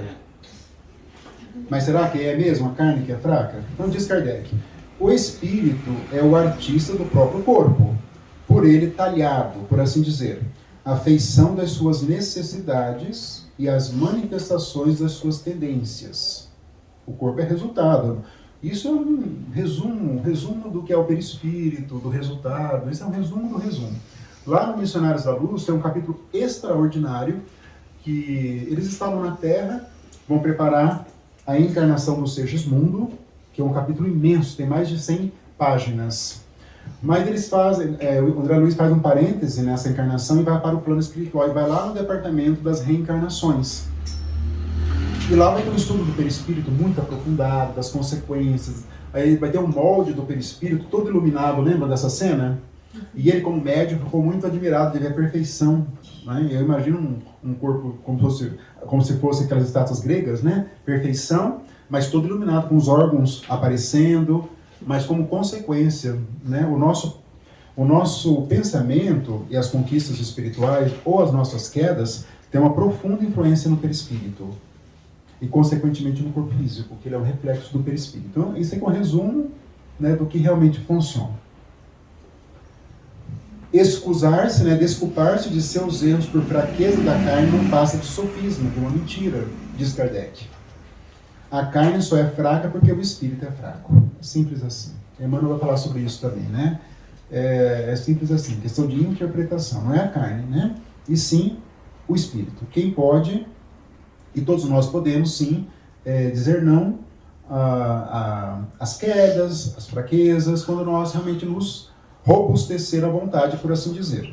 Mas isso é uma ideia de esforço. Né? O homem de bem, segundo Allan Kardec, é o que está dentro de uma ideia de esforço. Nós não podemos ficar desanimados e ter um grau de exigência muito grande, porque nós ainda estamos caminhando. Então isso é muito importante. A responsabilidade moral dos atos da vida fica, portanto, intacta. Mas a razão nos diz que as consequências dessa responsabilidade devem ser proporcionais ao desenvolvimento intelectual do espírito. Isso é muito importante. Nós dissemos que a justiça divina é a resposta de Deus aos nossos atos. Mas essa resposta não é idêntica para todas as pessoas, ainda que duas pessoas praticam o mesmo fato. Por quê? Porque cada pessoa tem a capacidade de interpretar os fatos de uma maneira até melhor do que outras. Então, por exemplo, nós espíritas, se nós matarmos uma pessoa, nós seremos mais severamente no sentido de recebermos uma penalidade mais ajustada do que uma pessoa que é ateia e não tem conhecimento e mata uma outra pessoa. O resultado da ação é a mesma, tirar a vida de outro ser humano. Não é o mesmo resultado? Mas as consequências são diferentes. No campo do direito chamamos de culpabilidade. Né? Então o juiz lá no momento da pena ele vai analisar essa questão da culpabilidade, que é como se aquela pessoa poderia ter agido naquele momento de acordo com a sua cultura, com o seu conhecimento, com o que ele tinha. É isso que Kardec quer dizer aqui. Todos entenderam? É proporcional ao desenvolvimento de cada espírito. Isso pode, né? Eu tenho um primo que nasceu com uma deficiência grande, intelectual, física, e ele não produz, não articula palavras, só sons. Eu uso como exemplo, se ele pegar uma faca um dia na cozinha e golpear uma pessoa, ele vai ter responsabilidade perante a lei divina? Praticamente nada, porque ele não sabe o que está fazendo. Entendeu? Não sabe. É essa questão que Kardec trabalha aqui, né? Quanto mais nós desenvolvermos o intelecto, mais as consequências serão graves se nós viermos a violar a lei divina. Por isso que, lá no livro Os Mensageiros, tem aquela palestra dos espíritas falidos. E eles estavam ali todos chorosos, todos reclamando, e um falava assim, mas mais ou menos isso, né? Eu não posso ser desculpado, porque eu fui preparado durante décadas, mas quando eu renasci, ele era para ser médium, os espíritos apareciam para mim, me chamando, me convocando, e mesmo assim eu não acreditava. Eu não tenho desculpa, ele falava, mas vai ter, claro, ele estava naquele momento ainda, né, de tristeza, por ter fracassado. Só que ele estava, né, pior porque ele tinha mais conhecimento que outros. Então o médium que falha, isso está no livro dos médiuns, ele terá muito mais consequências, vamos dizer, mais severas na doutrina espírita que o médium que não é da doutrina espírita e realmente não tem tanto conhecimento. Entenderam a diferença? E é claro, também diz Kardec o oposto. Como nós temos mais conhecimento intelectual, mais não será dado também. E o direito à legítima defesa? Esse é um assunto... lá no livro dos Espíritos está a legítima defesa, favorável. Né? O Emmanuel fala que ele não defende a legítima defesa, mas é possível usar, está no livro dos Espíritos, entendeu? O Emmanuel, ele não é muito favorável a esse tipo de... Né? Se Jesus mandou dar outra face, eu acho que... Exato, Então, vai ficar no critério de cada um. Eu lembro do Estevão, ele foi esbofetado, lembra? Por Paulo, pelo ainda Saulo.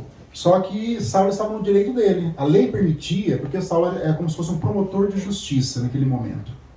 Promotor e juiz, né? Ao mesmo tempo ali, uma mistura. E ele foi lá com o seu esbofeteado. Só porque... E ele pensou em revidar, em legítima defesa. Mas ele parou, pensando no Cristo. Ele parou.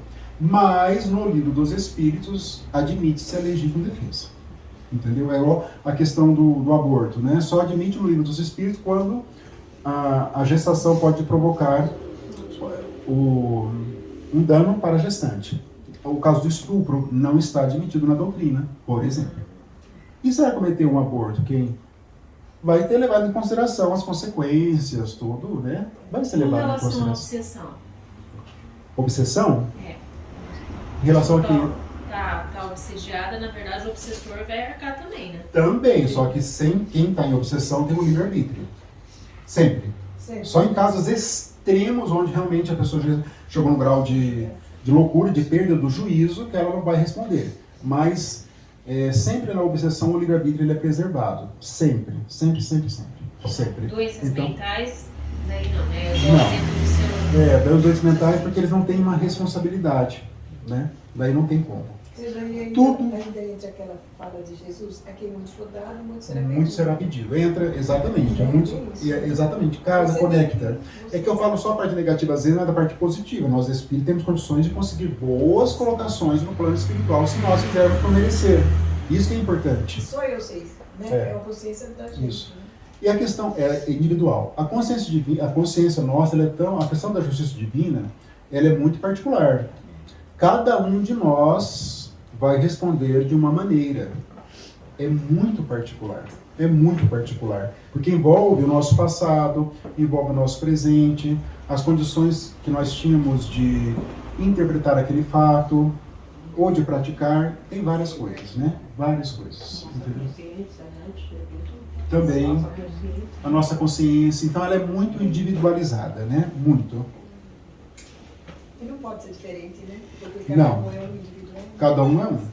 Eles falam, né, na obra do André Luiz que não existem duas desencarnações no sentido de dois reingressos no plano espiritual de maneira igual. Não existe. Cada um tem uma construção espiritual. Alguns vão ser muito rápidos, outros nem tanto. Outros alguns dias, algumas semanas, algumas horas. Tem várias Séculos, possibilidades, né? alguns séculos. Então é muito individual. O importante é que nós temos essa noção de lucidez espiritual desde já para todos nós. Assim, quanto mais esclarecido for o espírito, menos desculpável se torna. Uma vez que, com a inteligência e o senso moral, que são as duas grandezas que nós temos que desenvolver, lembram? Nós evoluímos pela inteligência e pelo senso moral. Mas Kardec fala que raramente, né, essas duas virtudes estão juntas. Raramente. Ou a pessoa é muito intelectualizada, ou a pessoa é muito moral, mas não conecta as duas grandezas. O importante é que nós sigamos com as duas. Nascem as noções do bem e do mal, do justo e do injusto. Então cada um de nós vai desenvolver essa noção do que é justo. É muito difícil estabelecer uma noção única para o que é justiça, o que não é. No curso de Direito temos a matéria Filosofia do Direito. Eu lembro semanas discutindo o que é justiça. Semanas. Porque é muito subjetivo. O que para mim é, para outra pessoa não é justiça, e assim vai. E assim vai, entendeu? É muito difícil, muito complexo. Mas, perante a justiça divina, isso não existe, né? Lá vai ser realmente aplicado o que nós merecemos para o nosso progresso espiritual. A doutrina espírita, no que respeita às penas futuras, apoia-se nas observações.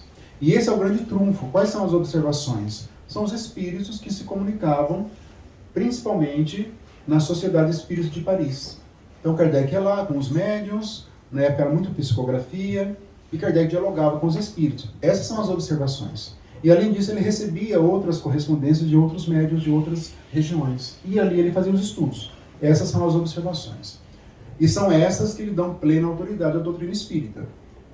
São as almas partidas da Terra que nos vêm hoje iniciar nos mistérios da vida futura, descrever-nos sua situação feliz ou desgraçada, as impressões, completando os ensinamentos do Cristo sobre esse ponto.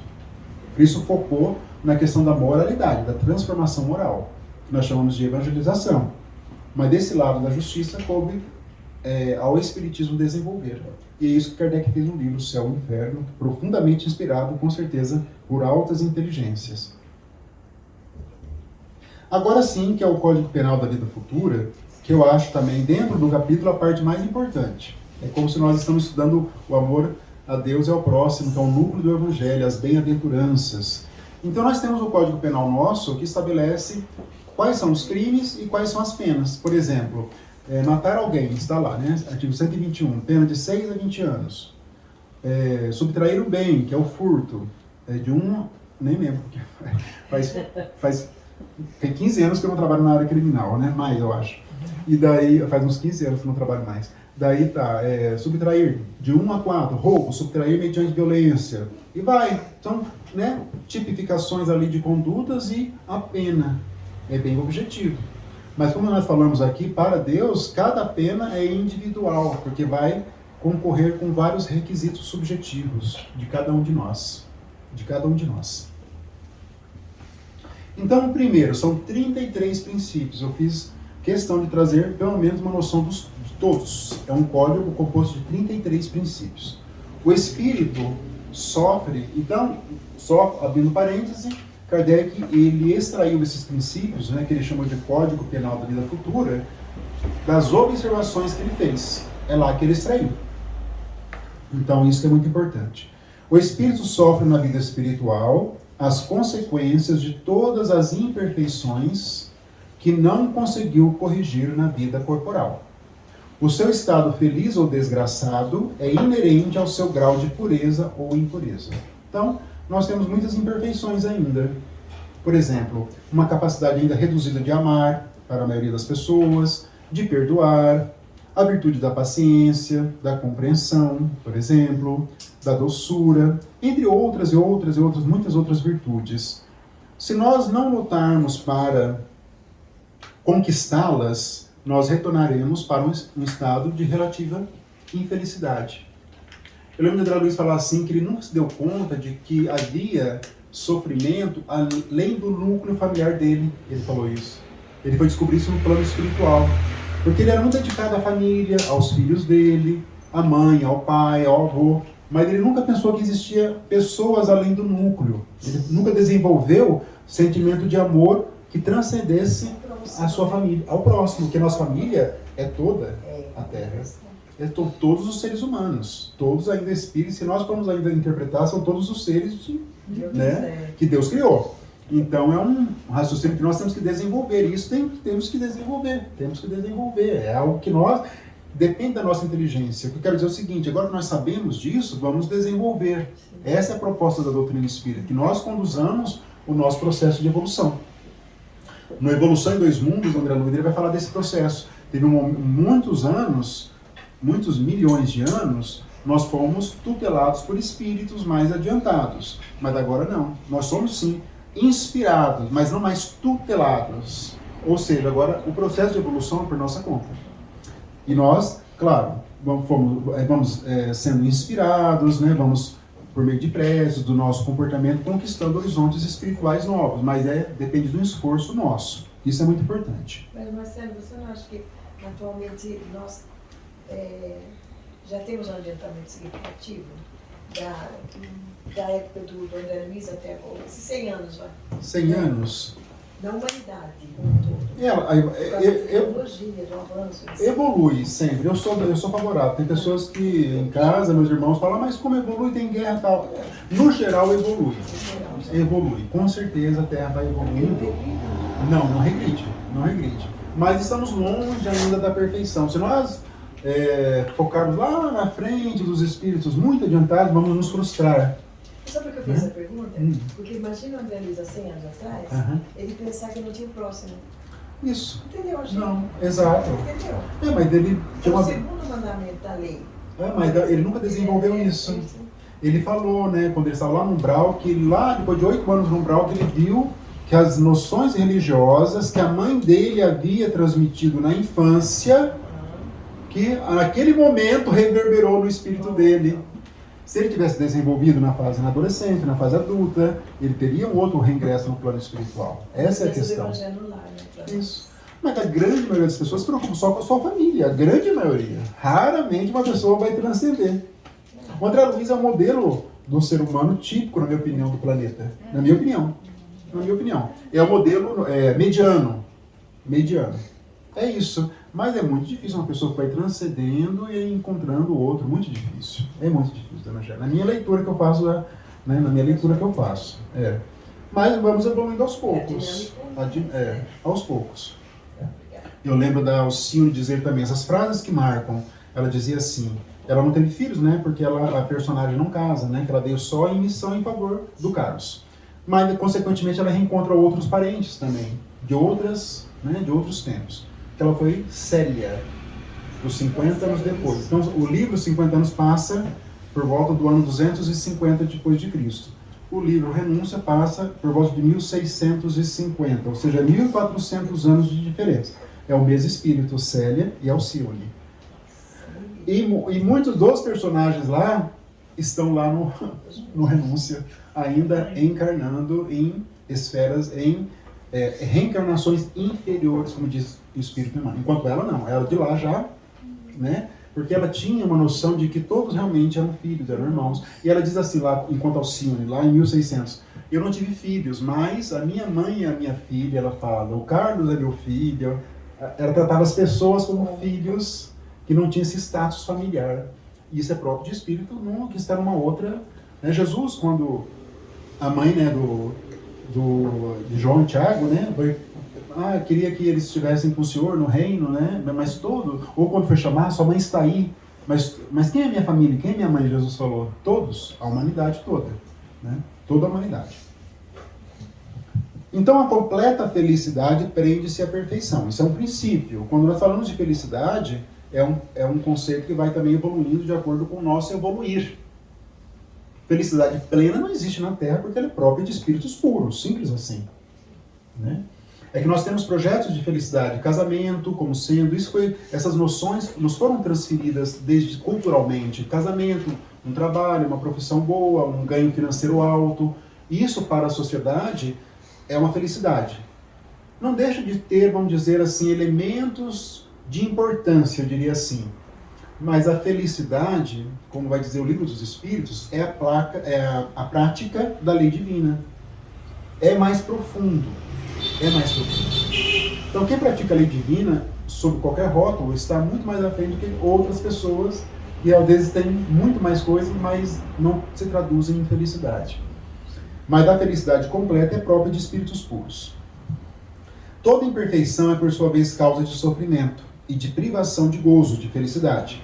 Do mesmo modo que toda perfeição adquirida é fonte de gozo e atenuante de sofrimentos. Quanto mais, então, nós vamos evoluindo, mais nós teremos um padrão de felicidade diferente. O item terceiro. Não há uma única imperfeição da alma que não importe funestas, ruins, né, e inevitáveis consequências. Como não há uma só qualidade boa que não seja fonte de um gozo. Então nós vamos evoluindo, às vezes, né, por exemplo, desenvolvemos mais a paciência, por exemplo, o perdão, mas depois falta uma capacidade, por exemplo, de compreensão. Isso nós vamos ter que, uma hora, alinhar tudo isso. Tudo isso. É uma leitura que nós, né, temos que fazer da nossa realidade. Em virtude da lei do progresso, que dá a toda a alma a possibilidade de adquirir o bem que lhe falta, como de despojar-se do que tem de mal, conforme esforço e vontade próprios. Isso nós temos que memorizar, sempre. Esforço e vontade. Nós temos que desenvolver a vontade dentro de nós. Isso é muito importante. Vontade de evoluir, vontade de sermos pessoas melhores, de pessoas mais com traços realmente de evolução, de perfeição. Temos que ter isso dentro de nós. O Emmanuel fala assim, né, Alcino, ele escondia os traços de perfeição dela. A todo momento ele falava isso. E lá na introdução ele fala, Alcino escondia os traços de perfeição. De tão perfeita que ela era, né, ela escondia os traços de perfeição. Temos que o futuro é aberto a todas as criaturas. Isso é próprio da doutrina espírita. Isso talvez seja o lado mais consolador da doutrina espírita. Para todas as criaturas, por mais que nós imaginemos, né, abrimos hoje, lemos a internet, né, cada crime, mortes, violência doméstica, é uma coisa assim, todo dia. Mas ainda esses transgressores, ainda um dia, eles voltarão ao caminho reto.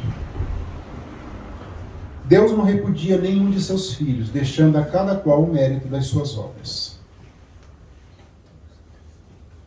O quinto. Dependendo do sofrimento da imperfeição, como o gozo da perfeição, a alma traz consigo o próprio castigo ou prêmio, onde quer que se encontre, sem necessidade de lugar circunscrito. Onde ela se encontra, tem a sua história espiritual. Embora ela pode passar por lugar circunscrito temporariamente, até ser resgatada para começar o processo de reparação. Vamos ver isso na sequência, né? Que a alma, o espírito transgressor, muito endividado. E é bom que nós, quando nós falamos de espírito transgressor, não são só os que praticam grandes crimes, grandes transgressões. Vamos ver isso também hoje. Né? Mas também aqueles que ainda estamos em processo de negligência quanto ao nosso lado espiritual. O bem e o mal que fazemos decorrem das qualidades que possuímos. Não fazer o bem quando podemos é, portanto, o resultado de uma imperfeição. Isso é negligência. Nós vamos violar a lei divina por omissão e não por ação. Nós ficamos na nossa posição. Podemos ajudar uma pessoa, por exemplo, nós não ajudamos. Por alguma circunstância, não ajudamos. Isso é omissão. Se toda imperfeição é fonte de sofrimento, o espírito deve sofrer não somente pelo mal que fez, como pelo que deixou de fazer na vida terrestre. Esses elementos. Né? Isso está no Livro dos Espíritos também. Nós seremos responsáveis não só pelo mal que fazemos, mas pelo mal que decorreu do bem que deixamos de fazer. Está lá. Então, o ideal é que nós movimentemos as nossas energias, que a lei do trabalho, puramente falando, é isso, né? O movimento das energias, é acionar. Kardec usa o verbo ativar no Evangelho segundo o Espiritismo. Ativar essas grandes potencialidades que estão dentro de nós. Cabe a nós isso. O sétimo. O espírito sofre pelo mal que fez, de maneira que, sendo a sua atenção constantemente dirigida para as consequências desse mal, melhor compreende os seus inconvenientes e trata de corrigir-se. Então ele vai nascer com aquele mal que é necessário para ele, né? Isso é o tipo caso dos suicidas também. Então, às vezes ele disparou um disparo na cabeça, vai voltar com essas sequelas perispirituais, e a atenção dele vai estar ali espiritualmente para isso. Isso em tudo. São vários exemplos na nossa literatura, muitos e muitos e muitos exemplos. Sendo infinita a justiça de Deus, o bem e o mal são rigorosamente considerados, não havendo uma só ação em um só pensamento. Se está no Evangelho, imagine vocês, e um pensamento que viole vai ter uma resposta. Um pensamento que não tenha consequências fatais, no sentido que elas vão acontecer. Então, se a gente pensa mal de uma pessoa, por exemplo, imediatamente a gente vai se conter. Nós, não posso, porque isso é violação da lei de amor, por exemplo. Estão rindo de desespero? Estão rindo de desespero, não. Mas a questão do pensamento é dificílimo, amor. Nossa, nesse inferno tem gente que surge lá das profundezas para atormentar-nos todos os dias. Mas vem. O pensamento ele é desordenado. Ele é desordenado. Não adianta. O pensamento ele ainda é. A meditação é importante para isso, disciplinar os pensamentos. Mas você vai meditar, parece que aí tem tudo. Não dá tempo. é um exercício. É um exercício. Nada vai vir de graça na nossa vida. Esforço e vontade. Eu também, quando eu comecei a meditar, embora hoje não medite, ainda quero alcançar outros graus de meditação, mas ainda todos os pensamentos possíveis, desconcentração. Exatamente. Alguns espíritos com certeza ali do lado, né? Então, mas Você ali começa a entrar aqui, daqui a pouco você está lá do outro lado, já buscando o que não precisava para ver. é um processo. Começa com 1 minuto, 2 minutos, é um processo. Mas nós vamos ter que fazer esse autoconhecimento. Isso é intransferível. Marcelo, Não? Sim. desculpa, Pois não. Uma vez assisti o Chico Xavier numa entrevista, Sim. sendo elogiado, Sim. e ele falou assim que ele ainda tinha que dominar os pensamentos. Uhum. Se Chico Xavier... O Chico, concordo. Para ele, imagina. Imagina para todos nós, é difícil. Imagina o Chico, ele servia ali, imagina ele tinha que dar ali condições para que o espírito se comunicasse. E, mano, eu acho que o Emmanuel, na minha opinião, o mais destacado espírito dele, que isso comunicou por ele. Imagina, o Emmanuel tinha que ter ali, vamos dizer, um terreno limpo, que é a mente. Imagina, os exercícios de disciplina mental, de sentimento, aquela história que mataram o cachorrinho dele, ele ficou com aquelas sombras no coração, estava atrapalhando, enfim, é muito difícil, mas é um caminho. Eu acho também, eu me considero, sempre tive também pensamento acelerado, sempre tive tudo isso. Desde a minha infância, até onde eu me recordo, eu sempre tive pensamentos acelerados, sempre. O Dr. Augusto Cury trabalha muito isso, pensamento, ele fala síndrome do pensamento acelerado. É isso que ele criou, o Dr. Augusto Cury. Na pandemia eu comprei um curso online, fiz com ele uns vídeos gravados, e ele fala muito sobre isso, pensamento, ele fala que isso é o mal do século, ele fala, pensamento acelerado. Mas nós vamos ter que enfrentá-la, acolher a nós mesmos, acho bonita a maneira como eles falam, acolher a nós mesmos, as nossas imperfeições, aí vai aos poucos, vai cada um com a sua realidade, mas é difícil para todo mundo, sem sombra de dúvida. Mas aqui é que nós podemos realmente violar a lei pelo pensamento.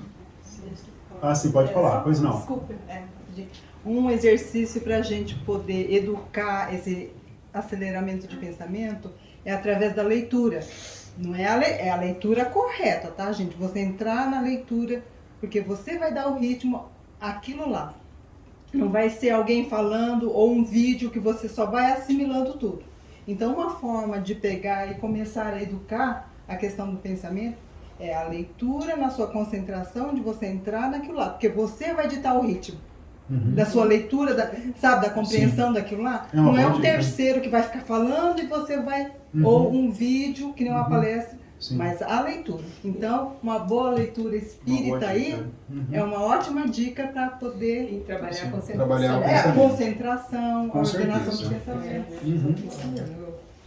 Então é um só pensamento, mal que não tenha consequências fatais. Como não há uma única ação meritória, um só bom movimento da alma que não se perca, mesmo para os mais perversos. Mesmo os mais perversos, pode retornar Tem vários filmes que tratam do nazismo, eu acho fantástico. Na época do nazismo, que os oficiais nazistas matavam os judeus durante o dia, voltavam e beijavam o filho na cama. Existe ainda, né, esse conflito de bondade. Tem um filme que eu não assisti, que é Zona de Interesse, foi indicado para alguns Oscars, que tem uma família que mora do lado do campo de concentração e tem uma vida normal.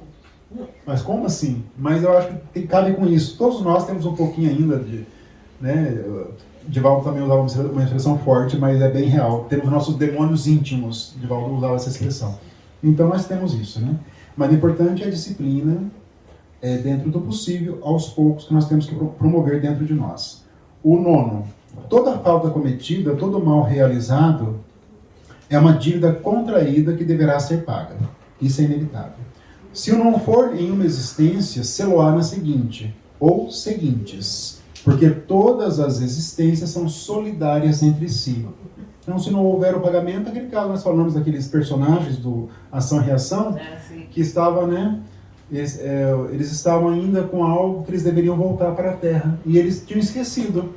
Tiveram que fazer um trabalho de lembrança da memória para identificar o que provocava, impedia de ascender para um outro plano, e era justamente uma questão que envolvia a Terra. Eles jogavam pessoas de um castelo, oponentes, jogavam e matavam.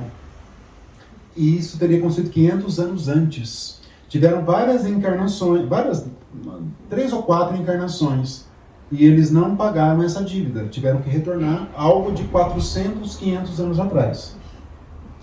E a mãe do Lísias fala, lembram que eles tiveram acesso lá a 300 anos do passado espiritual deles, porque se eles tivessem acesso a mais de 300, eles ficariam perturbados naquele momento. Então eles iam trabalhar melhor, conseguir outras conquistas para depois ter acesso ao passado. Mas todas as violações da lei divina terão que ser pagas, de acordo com a nossa responsabilidade também de cada pessoa.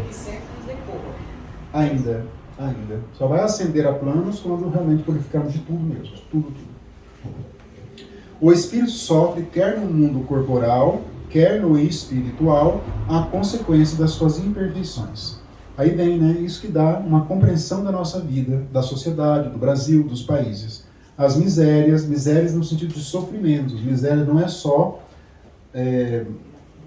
a partir de dinheiro, não é só isso. Miséria é sofrimento.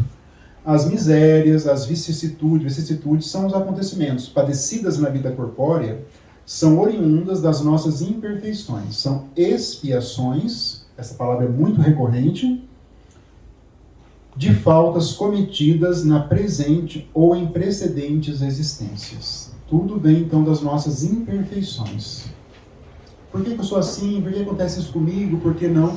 Ou é de uma negligência atual, e se nós não localizarmos isso na atualidade, para quem quer compreender mais, vai ter que localizar uma outra vida. Mas nós não temos acesso, por enquanto. Então tem que se resignar como espírito, aceitar e procurar melhorar, e procurar reverter a situação de maneira lícita. Marcelo, mas eu acho que o pior disso tudo é que nós, no fundo, nós temos consciência de alguma coisa também. Ah, sim, nós temos uma intuição muito forte. Muito forte. Redimindo alguma coisa. Sim. O que acontece é que muitas pessoas se revoltam. Elas podem se revoltar com algumas circunstâncias da vida dela.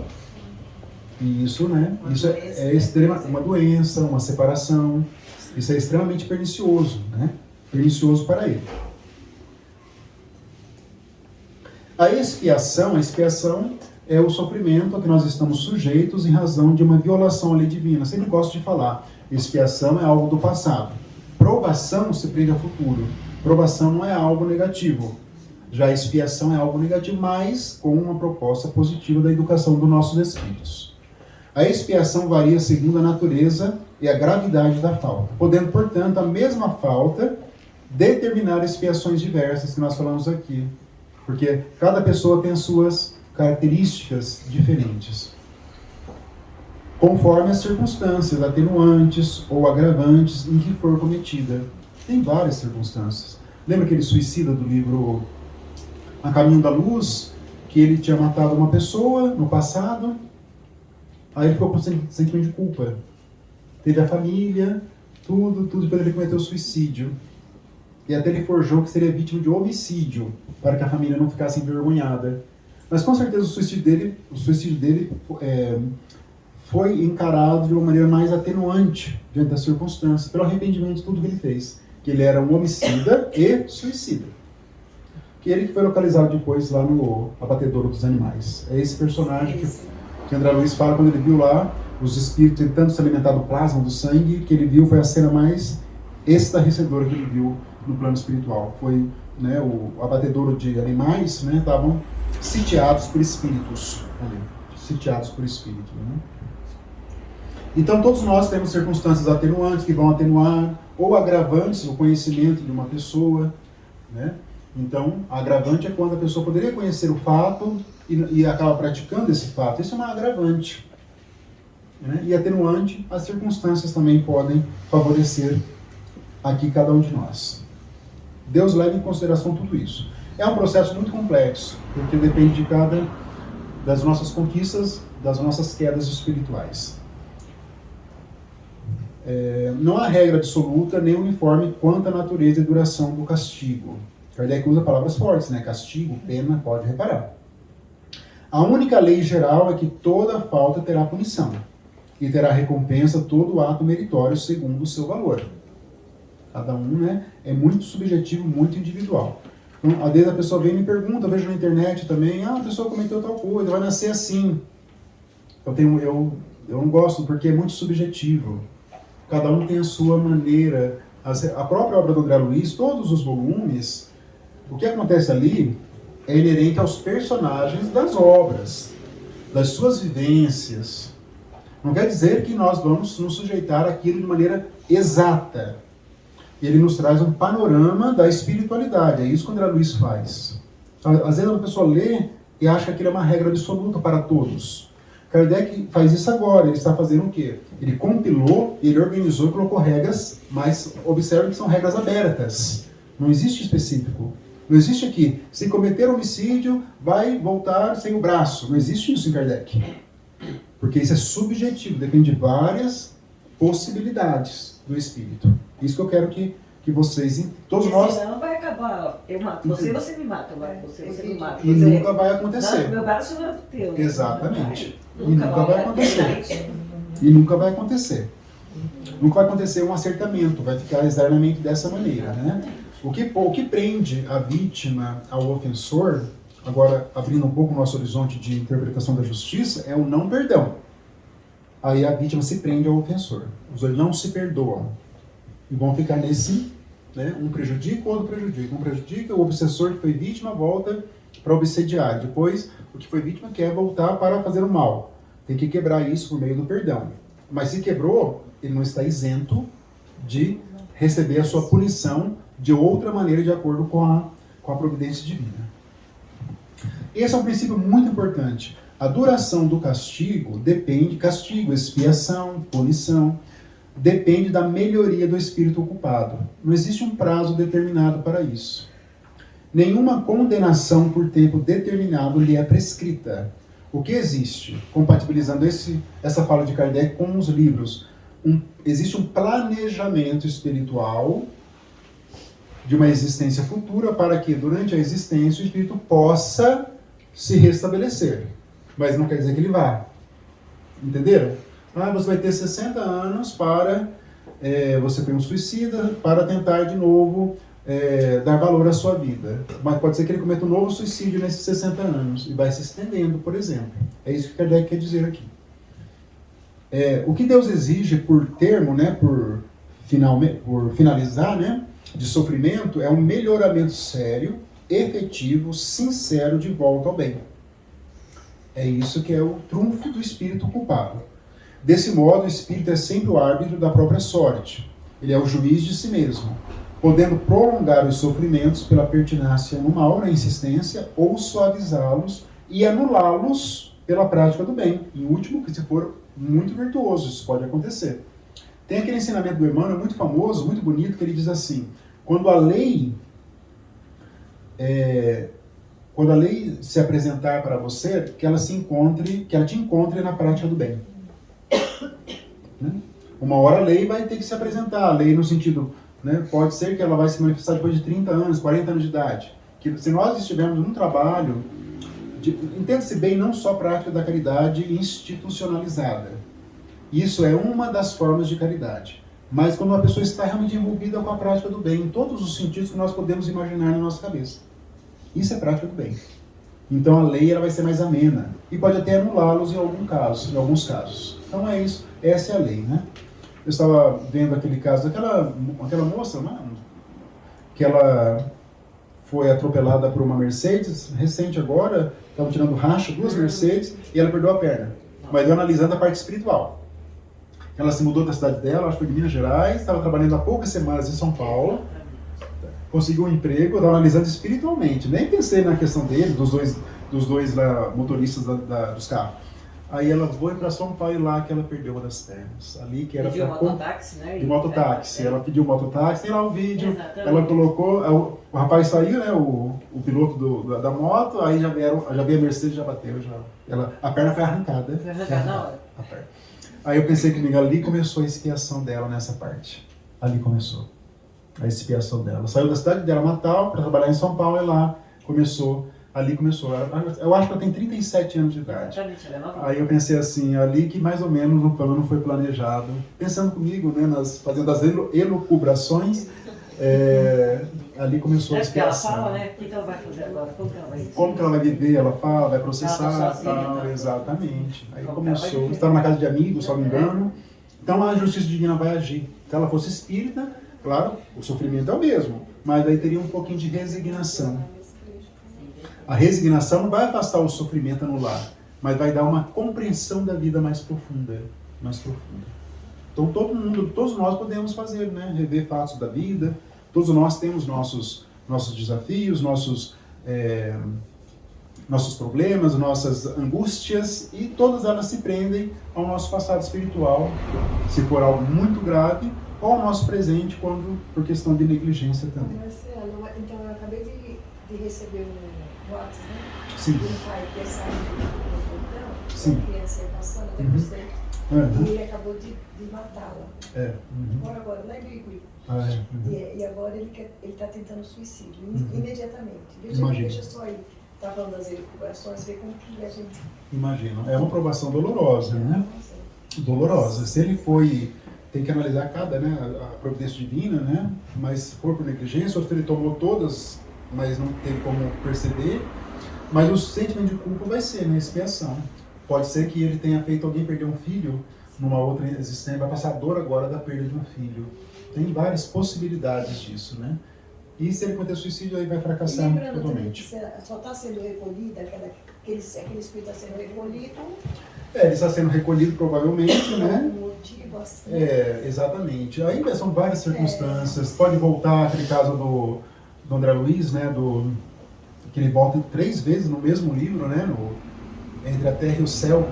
Ele volta 3 vezes o mesmo espírito. Até tem aquele caso que a madrasta se sente culpada na praia, lembra? Quem leu o livro vai lembrar. Ele tinha 7 anos e ele morre afogado. Mas porque ele foi suicida lá no Rio Paraguai, onde ele se jogou nas águas do Rio Paraguai. Mas ela se sentia culpada, porque ela não gostava da criança. Só que ela não... Olha que interessante, só que o remorso, ela não teve culpa pela morte nenhuma, só que ela teve o remorso porque ela não gostava da criança. Ela queria, né? E tinha, claro, vínculos, né? Todos eles ali, daqueles espíritos lá. Então tudo pode acontecer, não tem como saber, só no plano espiritual. Nesse caso, né, que o pai mata uma criança involuntariamente, com certeza ele deve ter feito outros pais passarem por essa dor. O Raul Teixeira tem uma frase, a culpa acompanha o culpado. Acompanha, sem sombra de dúvida. Aqueles pais que vão trabalhar e esquecem a criança dentro do carro, como assim? Acontece. Aí cabe aos pais, né, aceitarem, né, fazerem o bem, ajudar casas lares que tenham crianças abandonadas, tem várias possibilidades. Mas é uma dor realmente que só quem pode dizer é quem vivencia essa dor.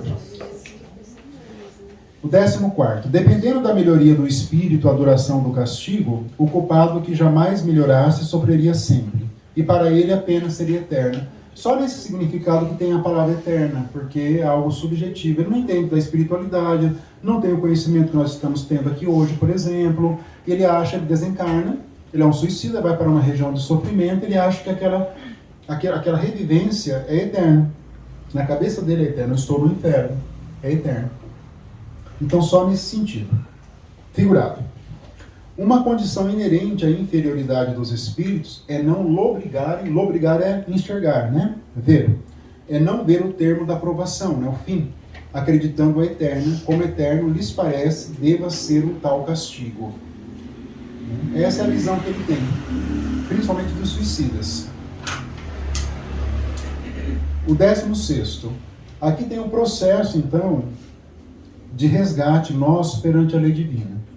O arrependimento, conquanto seja o primeiro passo para a regeneração, não basta por si só. Falamos disso hoje. A pessoa que se arrepende e aceita Jesus, para alguns, é o suficiente. Para nós, não.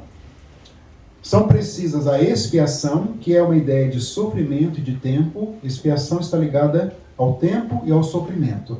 E a reparação, acima de tudo. O arrependimento pode dar-se por toda parte em qualquer tempo. Se for tarde, porém, o culpado sofre por mais tempo.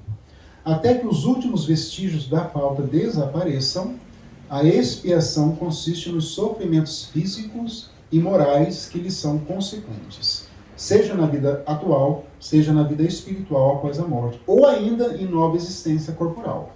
Vai se estendendo, né, esses prejuízos. A pessoa desencarna, passa lá um tempo de sofrimento no plano espiritual, quando ele é culpado, igual o André Luiz. Aí ele é resgatado, ele é encaminhado para alguma escola, alguma colônia, algum instituto, ele vai sendo ali, fazendo curso, se capacitando, aí volta para a Terra, mas com sequelas ainda de algo, né? Ele não vai se acertar com a lei divina somente no plano espiritual, isso não vai acontecer. Lá ele vai se fortalecer para que quando ele reencarnar, ele tenha mais recursos para vencer a sua prova, a sua expiação. É isso que acontece. Os espíritos imperfeitos são excluídos dos mundos felizes, cuja harmonia perturbariam. Então, os mundos, entendemos, não só os mundos, mas regiões felizes. Os infelizes não podem lá acessar, a não ser quando eles são recolhidos e vão para lá. Ao contrário daí, né, os que estão lá podem ingressar em regiões inferiores. Isso é da lei. Aqui nós, é tudo junto e misturado, reparem. Essa é uma das grandes diferenças entre nós encarnados e o plano espiritual. É uma das grandes diferenças. Lá existe uma setorização de acordo com vários elementos, com espíritos culpados, suicidas, por exemplo, ou os medianos, que eu considero umbral, uma região de lugar mediano. Ou uma colônia, como o nosso lar, por exemplo, que ainda fica no umbral, ou naqueles institutos que são mais próximos da Terra, são vários, como estão ali na obra do Espírito André Luiz. Então cada um vai, né, para esses lugares, né? Mas os felizes podem transitar e os infelizes não podem ir para lá. Ficam nos mundos inferiores a expiarem, mundo no sentido de regiões, as suas faltas pelas tribulações da vida, e purificando-se das suas imperfeições.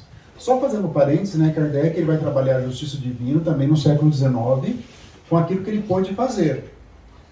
Os livros do século XX ampliaram essa questão da justiça divina. É o caso das colônias espirituais. Kardec não faz uma menção, usa a palavra agrupamento, sociedades, mas ele não desenvolve esse assunto.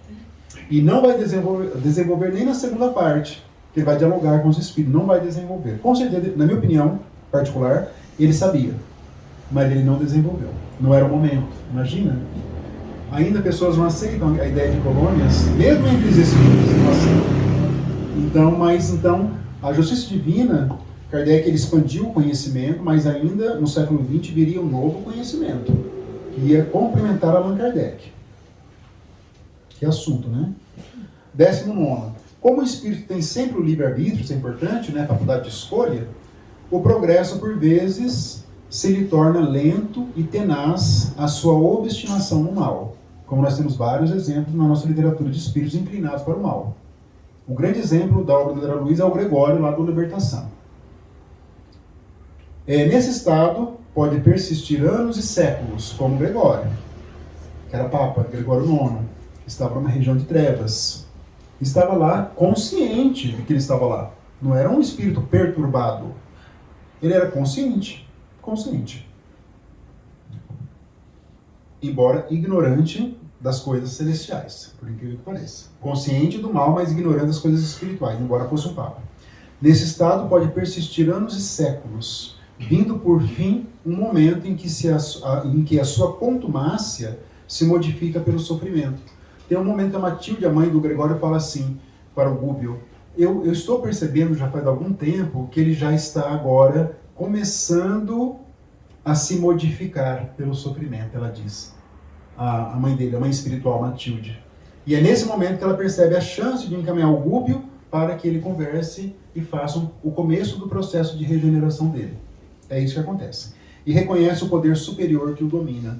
Aí tem aquele abraço, né, que nós já falamos aqui, que ela, na última página, que ela fala, meu filho, daí ele fala, mãe, minha mãe, daí André Luiz fala assim, a luz e a treva se encontraram, e a treva não resistiu.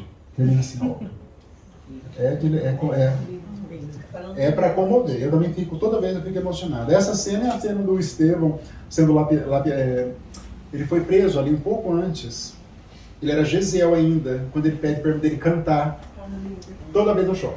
Porque, imagina, né, os algozes, né, lá, as autoridades de Roma, todo mundo, o pai sendo açoitado, ele sendo açoitado, canta, por favor, Abigail, canta. E ela começa a cantar. Eles ficam magnetizados, todo mundo para. Lembra disso? Todo mundo, foi espiritual aquilo. Para, daí, ali que ela foi absolvida, Abigail. Vai embora, porque se você ficar... Ali que ela foi... Tinha 18 anos de idade, Abigail. Ele tinha 25, 24, 23 naquela época. Ela foi absolvida por ter não ter sido morta também, Abigail. E por aquilo que ela conseguiu comover ali, ela foi ali, né? Mas aquela cena, quando ela começa a cantar, e daí o Emmanuel fala, canta igual um roxinol triste, né? E ela paralisa ali. Eu acho aquela cena assim, né? Nesse estado, então, pode persistir, tá? Então, desde que se manifestam os primeiros vislumbres de arrependimento, Deus lhe faz entrever a esperança. É o caso do próprio André Luiz também, que ele teve um vislumbre de arrependimento. E naquele vislumbre que ele viu o ministro Clarencio, que ele vai descobrir depois, lá na colônia, que ele já tinha sido visitado várias vezes pelo ministro, pela mãe dele, só que ele não enxergava, ele não estava ainda sintonizado com as esferas melhores. É isso que acontece. O 20º. Quaisquer que sejam a inferioridade e perversidade dos espíritos, Deus jamais os abandona. Todos têm seu anjo de guarda, guia, que por eles vela. Esse mesmo contexto, esse mesmo conceito de anjo de guarda foi um pouco modificado. Não sei se vocês repararam no século XX. Foi um pouco modificado. Todos nós temos espíritos protetores. Espíritos, eu ouvi uma pessoa falar, mas cadê os anjos de guarda na obra do André Luiz? Uma pessoa perguntou, um espírita, mas ele não interpretou. Os anjos agora são os protetores, os mentores, os instrutores, os ministros. Ele não interpretou daquela maneira. Mudou o nome, o rótulo. Mas não é que nós temos um anjo assim específico, como Kardec talvez tenha colocado em um primeiro momento. Mas temos espíritos que querem o nosso bem. Isso nós temos. Isso aí, o André Luiz é uma obra riquíssima de detalhes. E a do Manuel Filomeno de Miranda também. Todos têm seu anjo da guarda, que por eles vela na persuasão de suscitar-lhes bons pensamentos, desejos de progredir e bem assim de espreitar-lhe os movimentos da alma, né? Olhando ali quando que nós estamos suscetíveis de receber bons conselhos. Isso que é espreitar. E eles fazem muito isso. Eles escolhem um momento que vão nos intuir, ou durante o sono.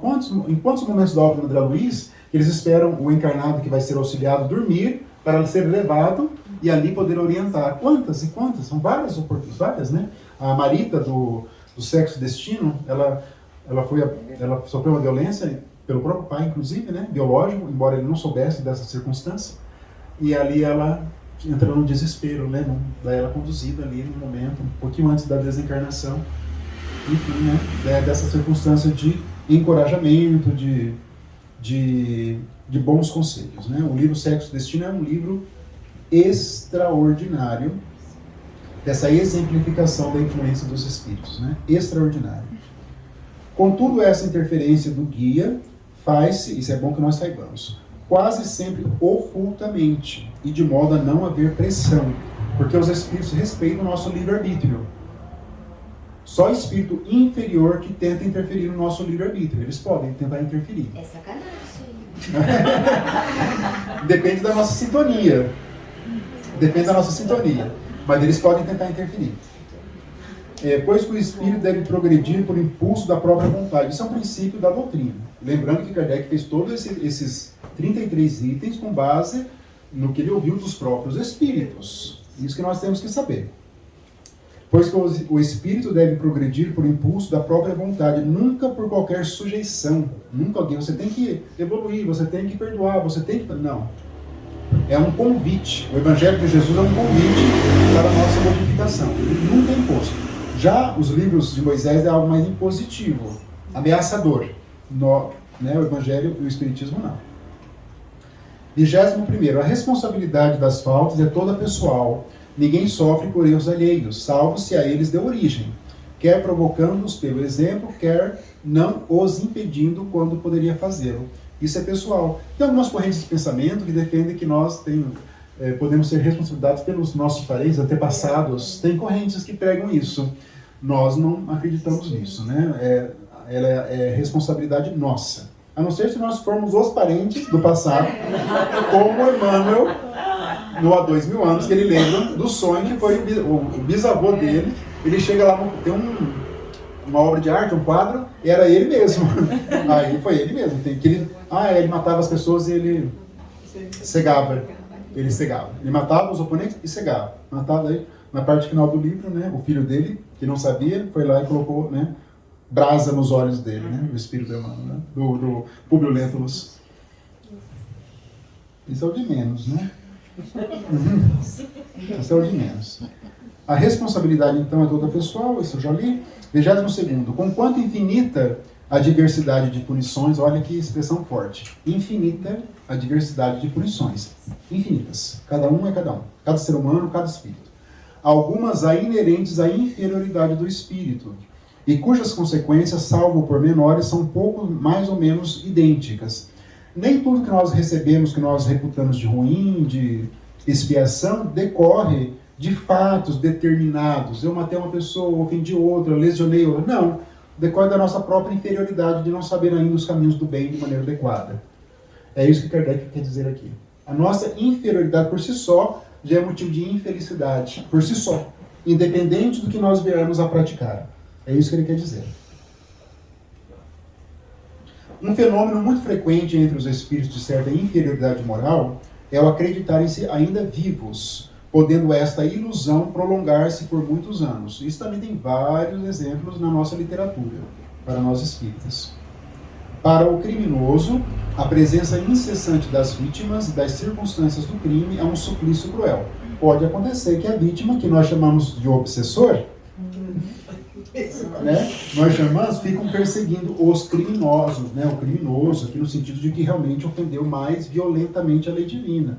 Ele pode ter a vítima do lado ali dele, né, exigindo, né, justiça. Geralmente eles querem justiça, né, exigem justiça. 25º. Espíritos há mergulhados em densa treva. Outros se encontram em absoluto insulamento no espaço. Estão isolados, atormentados pela ignorância da própria posição. Não sabem onde se encontram, por que se encontram, o que estão fazendo ali e nem sequer se estão ou não desencarnados nessa circunstância. Como da sorte que os aguarda. Uma total ignorância da circunstância. Naquele capítulo nós falamos dos que dormem, dos mensageiros, fazem uma prece no momento lá, aí alguns despertam, lembram disso? Sim. Mas no momento, olha, imagina vocês, ele desencarnou, tá, ficou lá, não sabia. Daí ele acorda, depois de alguns anos ele acorda, ele olha, um monte de cama, tinha 2.000, ele olha e sai correndo.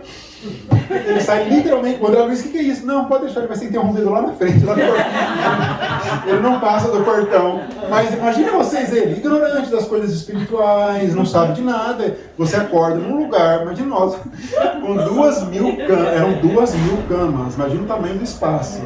Ele vai ficar temeroso, vai ter lá um monte de pessoas, né, de pessoas desconhecidas, né? Eu achei muito interessante essa cena do livro. Para o orgulhoso relegado às classes inferiores, é suplício ver acima dele colocados, cheios de glória e bem-estar os que na terra desprezaram. O orgulho, né, traz essa visão deturpada que a pessoa é superior. Ele desencarna, chega lá, e o que ele achava, igual aquela rainha de França. Ela viu lá, ela fala, eu vi lá pessoas que eu achava muito inferiores, na França. Chegou lá, eram pessoas superiores em termos espirituais. Né? Jacó, né? Jacó também, o irmão Jacó também, Frederico Figner, do livro aqui, Voltei. 27º, o único meio de evitar ou atenuar as consequências futuras de uma falta está no repará-la, desfazendo-a no presente. Quanto mais nos demorarmos na reparação de uma falta, tanto mais penosas e rigorosas serão no futuro as suas consequências. Quando nós violarmos, é importante que nós reparemos isso, dentro do possível. A situação do espírito no mundo espiritual não é outra senão a por si mesmo preparada na vida corpórea. Não há transformações, né? Há um continuismo. Eu planto, vamos colher. 29º, certo, a misericórdia de Deus é infinita, mas não é cega. Olha que interessante. O culpado que ela atinge não fica exonerado. Por infinita misericórdia, devemos ter que Deus não é inexorável, implacável, deixando sempre viável o caminho da redenção. Isso é um princípio. O caminho vai ser, né, o próprio Gregório, né, que foi autor da Inquisição, ou seja, que levou milhares de pessoas à morte, ainda encontrou um caminho da redenção. No meio de uma mãe, que foi mãe dele há 1000 anos, ainda estava lutando pelos caminhos do filho. Impressionante essa história. Impressionante.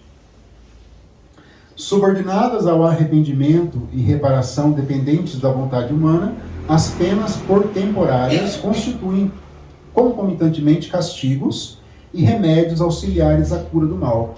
Porque elas são um castigo, realmente a pessoa vai ficar sem perna, sem o braço, num caso mais extremo, mas é um remédio, porque aquilo a levou à perdição no passado. E aí, ela vendo sem, né, algo que é essencial, ela se sente mais humilde, mas ela prepara um terreno espiritual para receber outros ensinamentos. É nesse sentido que é para quem realmente tem uma vida mais regrada.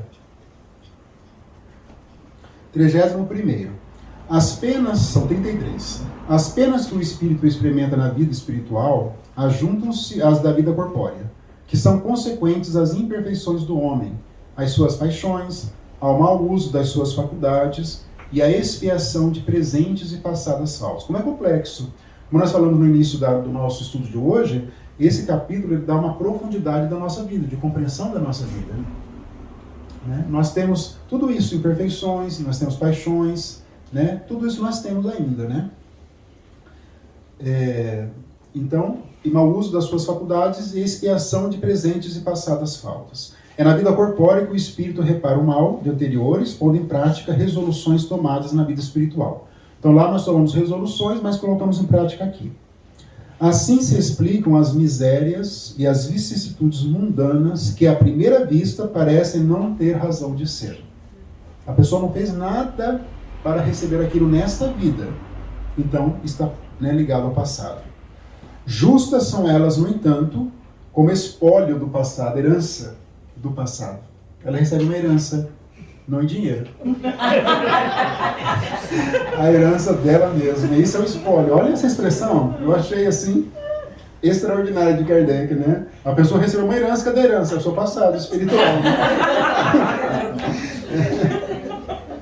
Herança que serve a nossa romagem, olha essa expressão, a nossa romagem para a perfectibilidade, que é a possibilidade de sermos perfeitos. Isso depende de nós. O penúltimo, então, que é o objetivo para nós terminarmos o Código Penal hoje. Deus poderia fazê-lo criando seres perfeitos, porém, se não o fez, é que em sua sabedoria quis que o progresso constituísse lei geral. Alguns falavam para Kardec, mas por que Deus não fez criaturas perfeitas? É muito estranho esse tipo de pensamento. Como assim?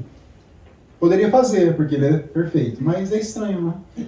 Bem, a nossa limitação, a minha primeira intelectual, diz assim, eu acho extremamente justo e perfeito esse processo de justiça divina. Eu acho extremamente racional e justo que Deus aplique em todos nós. Isto posto, nada mais justo que a liberdade de ação, que é o livre-arbítrio, a cada qual concedida. O caminho da felicidade a todos se abre amplo, como a todos as mesmas condições para atingi-lo. O caminho é para todos nós. A lei, onde que está a lei mesmo, gravada? Em todas as consciências, a todos é ensinada. Então nós às vezes encontramos um jeito de tripudiar sobre a lei, tentar enganá-la, mas nós enganamos a nós mesmos, porque a lei está dentro de nós. O Evangelho, o Livro dos Espíritos, as obras de Kardec, as outras obras são só orientações teóricas sobre a lei divina. Reparem isso. A lei é dentro de nós, para todos os seres humanos. Todos os seres humanos têm os seus espíritos protetores, que são encarnados, que vão intuindo para o bem e para a prática do bem. E finalmente, então, ainda não, tem mais um slide, todos somos livres do trabalho do próprio progresso, e o que muito e depressa trabalha, mais cedo recebe a recompensa, que é a felicidade por vindoura. Então, quanto mais nós trabalharmos, melhor será para nós. O bem como o mal são voluntários e facultativos. Livre, o homem não é fatalmente impelido para um e nem para o outro. Interessante isso. Ele vai escolher, por isso a questão da obsessão. Ele vai ser encaminhado, intuído para a prática do mal pelo obsessor, mas a escolha dele de ir ou não, né, dos princípios. E para a prática do bem, de forma idêntica também. E finalmente o último, que era o nosso objetivo hoje. Em que pese a diversidade de gêneros e graus de sofrimentos dos espíritos imperfeitos, o Código Penal da Vida Futura pode resumir-se nesses 3 princípios. Kardec faz um resumo. Primeiro, o sofrimento é inerente à imperfeição. Isso nós já vimos hoje. Toda imperfeição, assim como toda falta dela promanada, traz consigo o próprio castigo nas consequências naturais e inevitáveis. Podendo todo homem libertar-se das imperfeições por efeito da vontade, pode igualmente anular os males consecutivos e assegurar a futura felicidade por meio desse processo de regeneração, que começa com arrependimento, começa lá da falta, daí vai. Ingressa no plano espiritual quando não se arrepende aqui na Terra, aí tem um arrependimento, daí ele descobre que ele é um espírito, que ele está destinado à felicidade, existe uma preparação, ele reencarna de novo, aí está mais preparado, ele passa pela expiação, ele volta de novo ao plano espiritual. Se ele tiver êxito, ele já volta limpo, com a consciência pura nesse aspecto. Aí ele pode agora fazer o seu processo de evolução em outros setores sem ficar esquecidos ainda naquele momento da expiação. Entendeu? Vários setores que nós temos que evoluir. Por isso que eles falam no Livro dos Espíritos, o número de encarnação é quase infinito. Está lá, quase infinito.